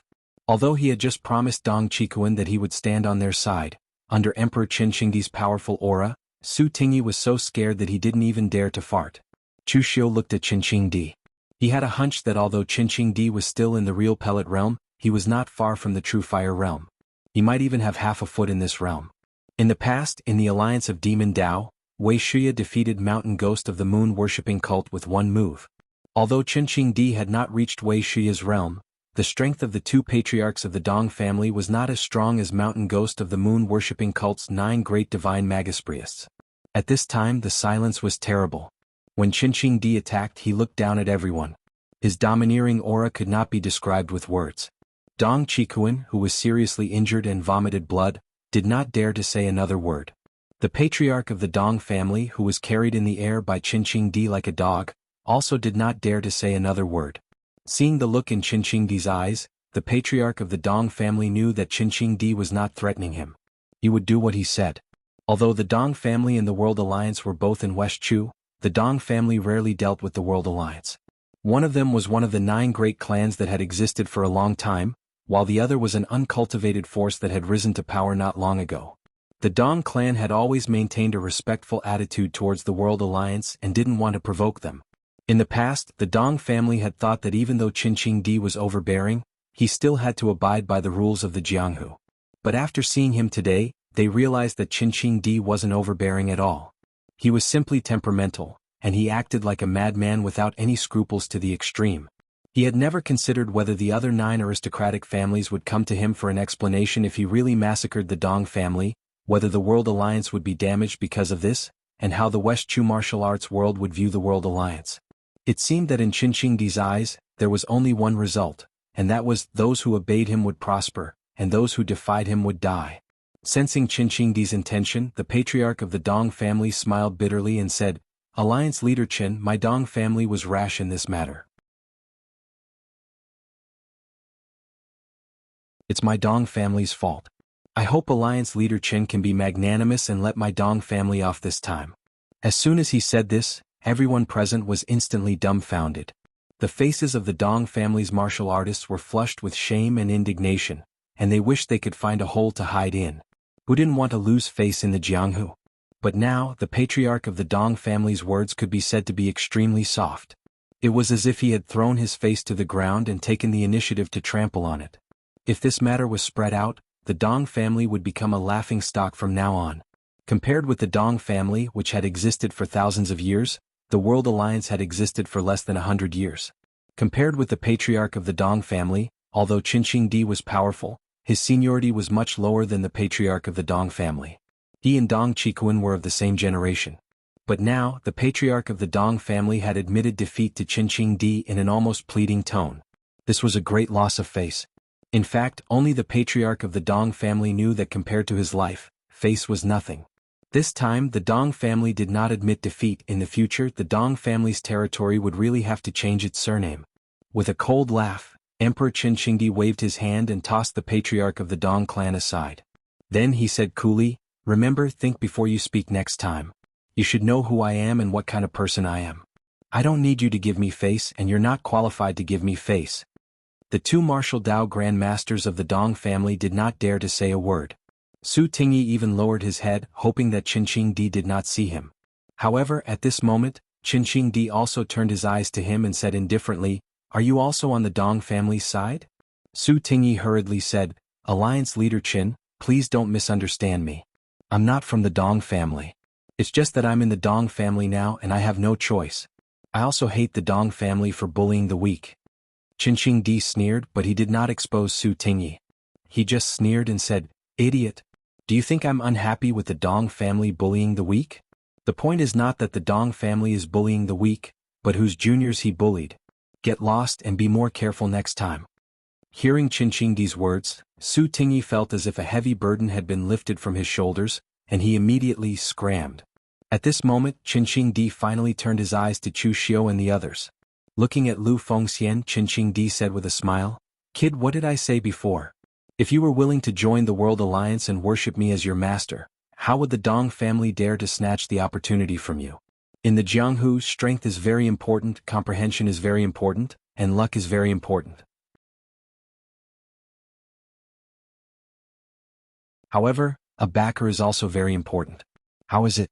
Do you regret it now?" Lu Fengxian shook his head and said, "Thank you for your help, Senior Qin. However, I'm used to wandering around and I have a master now. I can only thank Senior Qin for your kindness." Qin Shingdi also shook his head. If Lu Fengxian changed his mind and wanted to join the World Alliance, then he wouldn't be Lu Fengxian. Similarly, Qin Shingdi wouldn't appreciate him so much. At this time Qin Shingdi turned his eyes to Chu Xiu. Chu Xiu only cupped his hands at Qin Shingdi and said, "Greetings, Senior Qin." Qin Shingdi nodded and sized up Chu Xiu. He raised his eyebrows and said, "You're Chu Xiu? I've always heard Xia Xiaolu mention you. I heard that you killed a Grandmaster this time? Although that guy is a bit useless, he's still a martial Dao Grandmaster. You're not bad, very good." Xia Xiaolu looked at Qin Shingdi in surprise. Others might not know, but he knew Qin Shingdi's character. There weren't many people in the Jianghu who could make Qin Shingdi say, "Not bad," twice in a row. Lu Fengxian was the same. Since Qin Shingdi said that Chu Xiu was not bad, then he was really not bad. At this time, Qin Shingdi looked at Fang Qishao and said with a strange gaze, "You're also a good swordsman. There aren't many people in Sword King City who are pleasing to the eye, but you're one of the few who aren't. I just don't know if Sword King City will regret choosing you as its successor in the future." Fang Qishao's eyes widened as he touched his chin. Was Qin Shingdi praising him or praising him? Why did he feel that something was wrong? However, Fang Qishao didn't think too much about it. In any case, Qin Shingdi said that he was not bad. Being recognized by such a fierce person, even Fang Qishao felt a bit excited. Qin Shingdi waved his hand and said, "Come with me. We'll go to the World Alliance to recuperate for a while. Don't worry, not to mention the inheritance of demon god Lu Wenho. Even if you have the inheritance of the Kunlun devil cult, no one would dare to come to my World Alliance to exterminate demons." After saying that, Qin Shingdi was about to leave. The Dong family's disciples made way for him, their eyes filled with awe. Just as Chu Xiu passed by the Dong family's disciples, Chu Xiu suddenly said, "Senior Qin, you've offended the Dong family this time. You've trampled on their dignity. However, I'm afraid that some people won't accept it, and they'll cause trouble for you again in the future. It's better to cut the weeds and get rid of the roots." As soon as these words were spoken, the members of the Dong clan were instantly stunned on the spot. The Dong clan's ancestor and Dong Qikuan cursed Chu Xiu in their hearts in unison. This bastard is simply malicious to the extreme. He's clearly provoking Emperor Qin Qing to eradicate the Dong clan. Qin Qingdi looked at Chu Xiu in surprise. Then he laughed and said, "Boy, you're really vicious. You're even more ruthless than me. However, it doesn't matter. I've cut the weeds and got rid of the roots before. However, I'm in a good mood today, so I'll let them go this time. If they don't know what's good for them, I don't mind changing the name of this place." Hearing this, the patriarch of the Dong family and Dong Qikuan both heaved a sigh of relief. Fortunately, Emperor Qin Qingdi acted according to his mood. If he was a little more rational and ruthless, he might really have slaughtered the entire Dong family. After Qin Qingdi left, the patriarch of the Dong family and Dong Qikuan exchanged a glance. Their eyes were filled with bitterness. Now that Qin Qingdi had left, would they dare to take revenge on him? Would they dare to look for trouble with the Heaven Alliance? Just now, Qin Qingdi had left a great shadow in their hearts. He was like a demon god, and he was so powerful that they couldn't bring themselves to take revenge on him. After leaving the dense forest, Qin Qingdi said to Chu Xiu and Lu Fengxian, "You two kids, go back to the Heaven Alliance with me. I've said that as long as you're in the Heaven Alliance, even if you get the inheritance of the Kunlun devil cult, no one will dare to take revenge on you." Chu Xiu and Lu Fengxian exchanged a glance. Chu Xiu stepped forward, cupped his hands and said, "Thank you for your kindness, Alliance Leader Qin. However, I'm going back to the Guanzhong torture room with Brother Lu. Guanzhong is located between the three countries, and there aren't many forces around. Moreover, I believe that with the strength of the Guanzhong torture room, no one will dare to take revenge on us." Hearing Chu Xiu's words, Qin Qingdi didn't insist. He just nodded and said, "You can go back to the Guanzhong torture room. Guan Xiu isn't a weakling. Most importantly, the Guanzhong torture room has the shadow of Chu Juxia. If other forces want to rob the Guanzhong torture room, they will have to think twice." With that said, Qin Qingdi turned his gaze to Lu Fengxian and said in a deep voice, "Little girl, are you really not considering taking me as your master and joining the Heaven Alliance? In this Jianghu, having a backer and not having one are two different things. Look at that little boy named Chu. His thoughts are deeper than yours and he is stronger than you, but he still joined the Guanzhong torture hall and found a good backer." Lu Fengxian shook her head with a bitter smile and said, "Senior Qin, I'm a little embarrassed by your repeated invitations, but I really don't want to be here." Hearing Lu Fengxian say this, Qin Qingdi didn't insist. After Xie Xiaolu bid farewell to Lu Fengxian and Chu Xiu, the two groups left.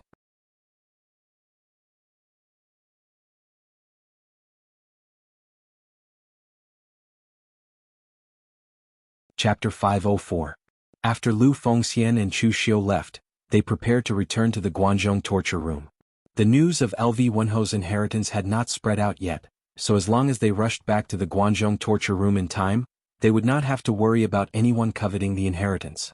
In fact, the best way for Lu Fengxian now was to join a top-notch force like the World Alliance and find a backer to protect her. LV Wenho's inheritance was indeed tempting, but people like Qin Qingdi had their own martial Dao, so they would not be interested in LV Wenho's inheritance, even if it was a 9-transformation inheritance. It was a pity that LV Fengxian looked like a person who was easy to talk to, but she was extremely stubborn. Not to mention Chu Xiu, no one could persuade her. At this moment, a voice suddenly came from the forest, and 4 Xiantian realm martial artists rushed over. After seeing Lu Fengxian, the 4 of them knelt on one knee, lowered their heads and said in a deep voice, "We greet the Lord." Lu Fengxian was dumbfounded and he asked doubtfully, "Who are you?" Hearing their tone, Chu Xiu suddenly reacted. Why did they sound like Shui Wuxiang and the others when they spoke in such a tone? Chu Xiu asked in a deep voice, "You are Shui Wuxiang and the others?" Among the 4, a tall and thin man with a blue face smiled bitterly, "Yes, we are." At this time, Chu Xiu and Lu Fengxian suddenly remembered that these people were indeed not dead. At that time, Lu Fengxian had just fused with LV Wenho's true soul, and Shui Wuxiang and the others were already at the end of their lives, so they could only randomly choose 4 people to possess. As there were too many people at that time, Chu Xiu and the others did not pay attention to the targets they were possessing. Lu Fengxian asked curiously, "Why are you calling me Lord now? I'm not Marquis Lu Wenho, and it's because of me that Marquis Lu Wenho's true spirit shattered. You should be looking for me for revenge." Shui Wuxiang bitterly smiled, "This is fate. Maybe in this era, Lord Wenho no longer has the possibility of revival. Not only that, Lord Wenho is 80% similar to Lord Wenho when he was young. You have even inherited all of Lord Wenho's cultivation arts, and even the divine weapon Unparalleled is willing to recognize you as its master. It can be said that you are the current Lord Wenho. If we don't recognize you as our master, who else can we recognize?" Lu Fengxian frowned and wanted to refuse. He was used to being alone, so he didn't want to accept any servants at this time. However, at this time, Chu Xiu transmitted his voice to Lu Fengxian, "Brother Lu, take these 4 people. You won't lose out." Among the 4 of them, Shui Wuxiang was the most proficient in scheming formations. Although his combat power wasn't strong, he was extremely strange. Yan Qishao and Shi Jiuling were battle generals, and their strengths weren't weak. Xian Jiuyo didn't know what he was good at, but since he was able to follow Marquis Lu Wenhou in that era, he obviously wasn't a weakling. Don't underestimate them just because they are only in the Xiantian realm after the possession. They were once existences that surpassed the martial Dao Grandmaster realm. Although their strength is gone, they still have the experience. Now that they have cultivated again, it won't be difficult. If you take these 4 people, the advantages outweigh the disadvantages. Lu Fengxian was quite convinced by Chu Xiu's vision. Hearing Chu Xiu's words, Lu Fengxian nodded and said, "Since it's like this, you can follow me. But first, you have to change your tone, it's uncomfortable to listen to it. Since you've already possessed, I believe you should understand some things about the current era, right?" Shui Wuxiang and the others nodded and said, We know." Lu Fengxian nodded and suddenly asked, "By the way, do you know how to make things like cultivation jade strips?" Shui Wuxiang said proudly, "Subordinates cultivation in the Tao of arrays is not inferior to those array masters of the Tao Gate. Of course I know how to make something as simple as cultivation jade strips, but I don't have the materials at the moment so I can't make it. May I ask, Lord, do you want to keep it for a long time or for temporary use? If it's for temporary use, subordinate can make one now." Lu Fengxian said, "For temporary use." Shui Wuxiang nodded. He directly plucked a few wild fruits from the roadside, squeezed out the water and condensed it with his true qi. Then he outlined a few array patterns on it, and it actually turned into something that looked like a soft candy. "Lord, this thing can only be used once. As long as the cultivation technique inside is read by someone, or after 3 days this thing will dissipate." Shui Wuxiang's face was a little pale. Right now he was only in the Xiantian realm. Even making such a small thing had consumed a lot of his true qi. Lu Fengxian took it and infused the 9 Heavens Fiend Golden Body cultivation technique into it. Then she passed it to Chu Xiu and said, "Brother Chu, it was you who brought me here this time. If not for you, I wouldn't have had any fate with Marquis Lu Wenhou's inheritance. This is Marquis Lu Wenhou's body tempering cultivation technique, 9 Heavens Fiend Golden Body. Keep it. When Shui Wuxiang's true qi recovers, I'll get him to make another cultivation jade strip and pass it to you." Hearing this, Shui Wuxiang hurriedly stopped her and said, "Lord, you can't.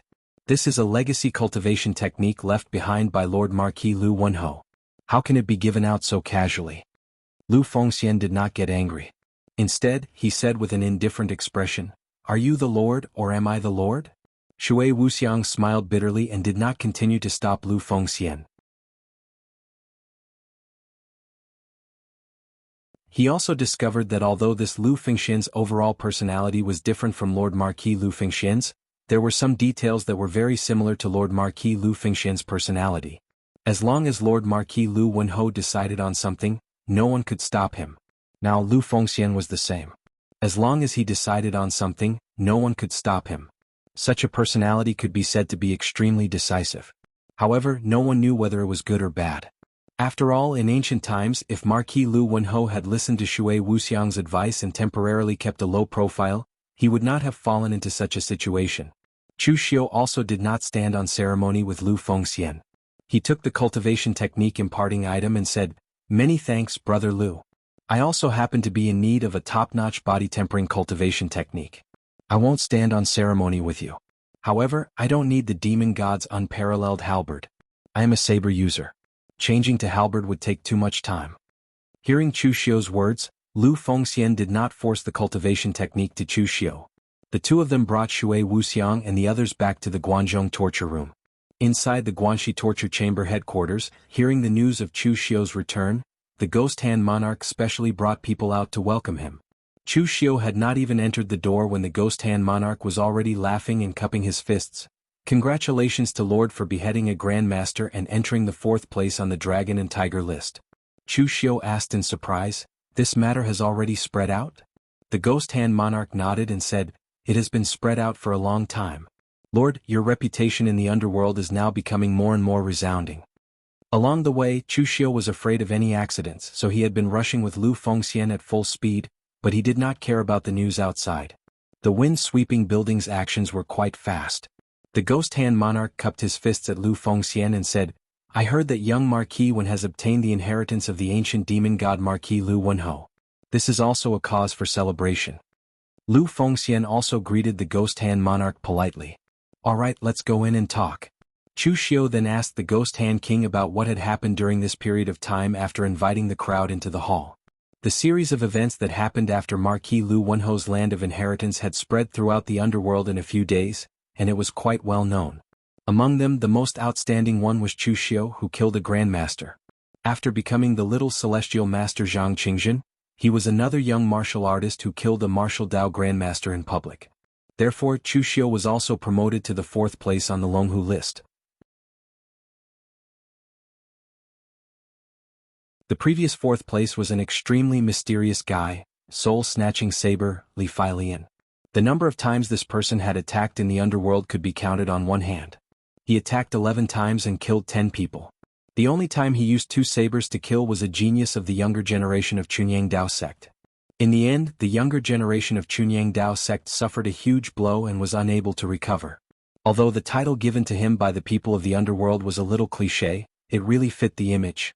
When Li Feilian attacked, his saber would see souls and blood. There had never been a survivor, no matter who the opponent was or what the opponent's identity was. Because of the death of their disciple, Chunyang Dao sect had been hunting him for a long time, but to no avail. However, it was unknown whether it was because of the Chunyang Dao sect's pursuit, but Li Feilian had not appeared in the underworld for the past 2 or 3 years, and there was no news of his achievements. Therefore he could only give up his position to Chu Xiu. Moreover, this time Li Feilian not only gave up his position to Chu Xiu, but he also gave up his position to Ying Bailu. He directly fell to the 6th place, and Ying Bailu returned to the 5th place on the Longhu list. In the Big Tomb, Ying Bailu fought Chu Xiu with all his strength and they were evenly matched. With the strength that Ying Bailu showed, he was ranked behind Chu Xiu. The only thing he lacked was an amazing achievement like Chu Xiu. As for Lu Fengxian, his ranking still did not change. The reason was very simple. Although Lu Fengxian had obtained the inheritance, he did not have any achievements. The reputation list looked at reputation and achievements, and both were indispensable. However, everyone also believed that after obtaining Wenho's inheritance, Lu Fengxian's strength would definitely skyrocket, and it was only a matter of time before his ranking rose. This was just a change among the younger generation, so Chu Xiu did not care too much about it. In fact, at Chu Xiu's position he really did not care about the Longhu list. It was not only Chu Xiu, but it should be said that the top 5 existences on the Longhu list like Ying Bailu and the others, did not care about the rankings on the list. Their own strength was there for everyone to see, so who was strong and who was weak, didn't they have a point in their hearts? Things like the Longhu list were just for fun. On the contrary, the martial artists at the bottom were fighting for a position in the rankings every day, and it was very lively. Apart from the changes on the Longhu list, the one who had really become famous this time was Qinqing Di, and the one who was out of luck was the Dong family. Qinqing Di had not made a move for a period of time. The people of the Jianghu were forgetful, and some people had even forgotten about Qinqing Di's former fame.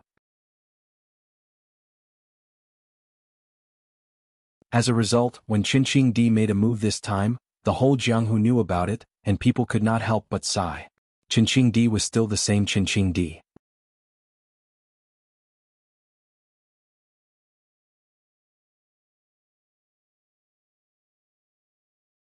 Chapter 505. Qinqing Di was as domineering as ever.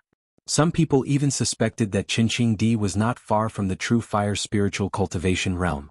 At the level of a martial Dao grandmaster, every improvement in cultivation was as difficult as ascending to the heavens, let alone taking another step forward. Qinqing Di was born in the wilderness. If he could step into the true fire spiritual cultivation realm, the Qianxia alliance would be really powerful. However, compared with the domineering Qinqing Di, the Dong family's reputation was ruined this time, and they played the role of a clown. Originally, the Dong family had disregarded the rules of the opening ceremony and robbed the opportunities of the younger generation martial artists, which was already very disreputable. As a result, the 2 Wu Dao Grand Masters of the Dong family were humiliated by Qinqing Di on the spot, which was a miserable scene. This time, it could be said that the Dong family's reputation was ruined. They were destined to become the laughingstock of Jianghu for several years, and even the disciples of the Dong family would not be able to raise their heads in Jianghu in the future. They had seen Wu Dao Grand Masters who were unafraid of death, but it was really rare to see someone like the patriarch of the Dong family begging for mercy in Jianghu. After learning about the situation, Chu Xiu and Lu Fengxian went to do closed-door training first. However, Lu Fengxian was in closed-door training to break through to the oneness of heaven and man, while Chu Xiu was recovering his primordial qi first. On the way, Chu Xiu only cared about hurrying and did not even have a rest. However, at this time, the Ghost Hand King said with some hesitation, "My lord, there's something I have to tell you." Chu Xiu raised his eyebrows and said, "What's the matter? Are those martial arts forces in Guanxi starting to make trouble again?" There was no lack of fools in Jianghu who were blinded by greed. Logically speaking, with the current strength and status of Chu Xiu in Jianghu, the Guanxi area should be very quiet. However, there were people who were blinded by a little profit, so if this kind of thing happened, Chu Xiu would not be surprised at all. The Ghost Hand King shook his head and said, "It's not those martial arts forces in Guanxi, but people from the Guanan branch." Chu Xiu frowned and said, "Yin Butong's men? What did they do?" Among the 4 branches of the Guanzhong torture room, Guanbei torture officer Chu Simo was on his side because his godson, Chu Xiaoda, had joined the 9-branch hall. Xiao Yi, the Guangdong penal officer, was the strongest, but he had always maintained a neutral position and did not help either side. Only this Yin Badong made things difficult for Chu Xiu. In fact, Yin Badong couldn't get over it. Chu Xiu had crippled his disciple and killed one of his disciples, but Yin Badong was a cold-hearted person. In all fairness, he didn't spend much effort on his 2 disciples. Moreover, Yin Badong had fought with Wei Juduan his entire life. Now that Chu Xiu had helped him get rid of Wei Juduan, Yin Badong should be thanking Chu Xiu. In the end, Yin Badong always thought of the grudge, so he naturally found Chu Xiu to be an eyesore. The Ghost Hand King said, "Your Excellency, you've been gone for a long time this time. The Guanxi region has been without a ruler for a long time, so some constables from the Guanan region have come to investigate smuggling. They often cross the border to investigate some forces at the border of the Guanxi region and the Guanan region. Even if those forces are in the Guanxi region, they still investigate them. They even blackmail those forces, causing the martial arts forces at the border of the Guanxi region and the Guanan region to suffer greatly. They have complained to me many times. Therefore, it's not good for me to continue accepting gifts from those forces. This matter has also caused the reputation of our Guanxi branch at the border to fall." Chu Xiu said with a gloomy face, "The Guanan people came to our Guanxi area to investigate smuggling. They are the ones who crossed the border and broke the rules. Are you just going to stand by and let them be arrogant?" Ghost Hand King smiled bitterly, "My lord, we don't have a choice. Those people in Guanan said that the clue came from Guanan and spread all the way to Guanxi. We can take over, but we need my lord's warrant, because they also came with Yin Butong's warrant. Therefore, when Sir is not here, we can't be tough with the Guanan people." Yen Bugue wanted to take action, but I stopped him. "It's not that I don't want to be tough, but when Sir is not here, once we take action, it will be hard to explain. Even if we are in the right, it will become unreasonable. I even suspect that the Guanan people are so arrogant that they are forcing us to take action. So I have been waiting for Sir to come back to deal with this matter." Chu Xiu nodded when he heard this. He patted the Ghostly Hand King's shoulder and said, "I misunderstood you. You are experienced and prudent. What you did was right. That fellow Yin Badong is most likely planning this. Yin Badong has been in the Guanzhong torture room for so many years and is very familiar with the rules of Guanzhong torture room. He should know that crossing the border is against the rules, but he still did it. Obviously, he is taking advantage of Chu Xiu's absence and no one in the entire Guanxi area can talk to him on equal terms." The Ghost Hand King asked, "Sir, what should we do now?" Chu Xiu narrowed his eyes and said, "I will go into seclusion for a while. Keep a close eye on the border between Guanxi and Guanan. If Yin Budong's people come here again, tell me." After giving the Ghost Hand King his orders, Chu Xiu went into seclusion. While recovering Yuan Qi, Chu Xiu also tried to practice the 9 Heavens Fiend Golden Body. In the original plot, LV Fengxian was the only one who cultivated this cultivation method. In addition, with LV Fengxian's personality, he would naturally not share these things about the cultivation method with others. Therefore, in the original plot, the description of this cultivation method was very vague. At this time, Chu Xiu let out a long breath after reading the cultivation method. Sure enough, although this cultivation method is very strong, it has a strong aura of Lu Wenho, and its nature is very rough. The meaning of the 9 heavens is the 9 heavens, and the 9 heavens Fiend Golden Body also has 9 realms. Every realm required one to follow the instructions of the cultivation method. One had to cleanse the body with powerful demonic energy and forcefully temper the body with demonic energy.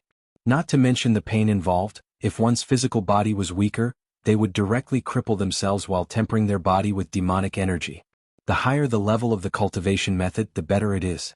Although some cultivation methods have high levels, not everyone is qualified to practice them.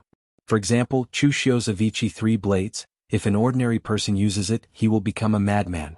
Only people like Chu Xiu who have a strong mind and a Buddhist treasure, glazed golden silk gu, dare to use it casually. The Nine Heavens Fiend golden body is the same, the requirements for the cultivator are too high. Even if the Dong family obtains the Nine Heavens Fiend golden body, there are only a few people in the Dong family who are qualified to practice this cultivation method. Although a martial arts grandmaster like Dong Qikuan can forcibly practice several realms with his cultivation, he can only practice 3 realms at most, and his body will not be able to bear this kind of power. Lu Fengxian was born with divine strength, so there will be no obstacles for her to practice the Nine Heavens Fiend golden body. Chu Xiu has the great Vajra divine strength as a foundation, and his body is not weak, so he is naturally qualified. Moreover, although the Nine Heavens Fiend golden body is simple and violent, and the cultivation conditions are rough, its power is unusually strong. Each step is a heaven, and each realm will greatly increase the strength of the body, and there is also demonic energy to protect the body. When the cultivation reaches the 9th realm, it will reach the level of the immortal demon body, and it is common for the cultivator to regrow broken limbs. For example, if the cultivator cultivates to the realm of LV1 Ho, he is simply an existence that cannot be killed, and even the Tao and Buddhist sects have to work together to suppress his body. At present, Chu Xiu possessed both the Buddhist and demon sects' body tempering techniques. Who knew what would happen if he were to cultivate both at the same time? Inextinguishable golden body and inextinguishable demon body? However, Chu Xiu does not care about it. He cultivates Tao, Buddhist, and demon sects at the same time, so he is not worried about the cultivation method backfiring. Just after Chu Xiu has been in seclusion for a few days, the Ghost Hand King came to knock on the door of Chu Xiu's seclusion room, and said in a low voice, "Your Excellency, those people in Guannan have crossed the boundary again." A trace of coldness flashed in Chu Xiu's eyes and he said, "Take me there." At this time at the border between Guanxi and Guannan, in front of the Lu family's mansion, the Lu family master, Lu Qingqian, was speaking in a low voice to several Jianghu constables from the Guanzhong torture room. The Lu family is only a small family in Guanxi, and the Lu family master Lu Qingqian is only in the inner gang realm. The Jianghu constables said lightly, "Lu family master, we are investigating people smuggling contraband into West Chu, and the source is your Lu family. Does the Lu family master want to explain this matter?" Of course, it is fine if the Lu family master doesn't want to explain, but us brothers came all the way from Guannan, and after spending so much effort, we can't go back empty-handed, right? Why don't the Lu family master say something and we can drop this matter for now? Lu Qingqian said with a forced smile, "How much do you want?" In fact, Lu Qingqian was already used to this kind of thing because it was not the first time. The Guannan region's Jianghu constables had been extorting the small aristocratic families of the border area for a period of time. This was already the 3rd time for the Lu clan.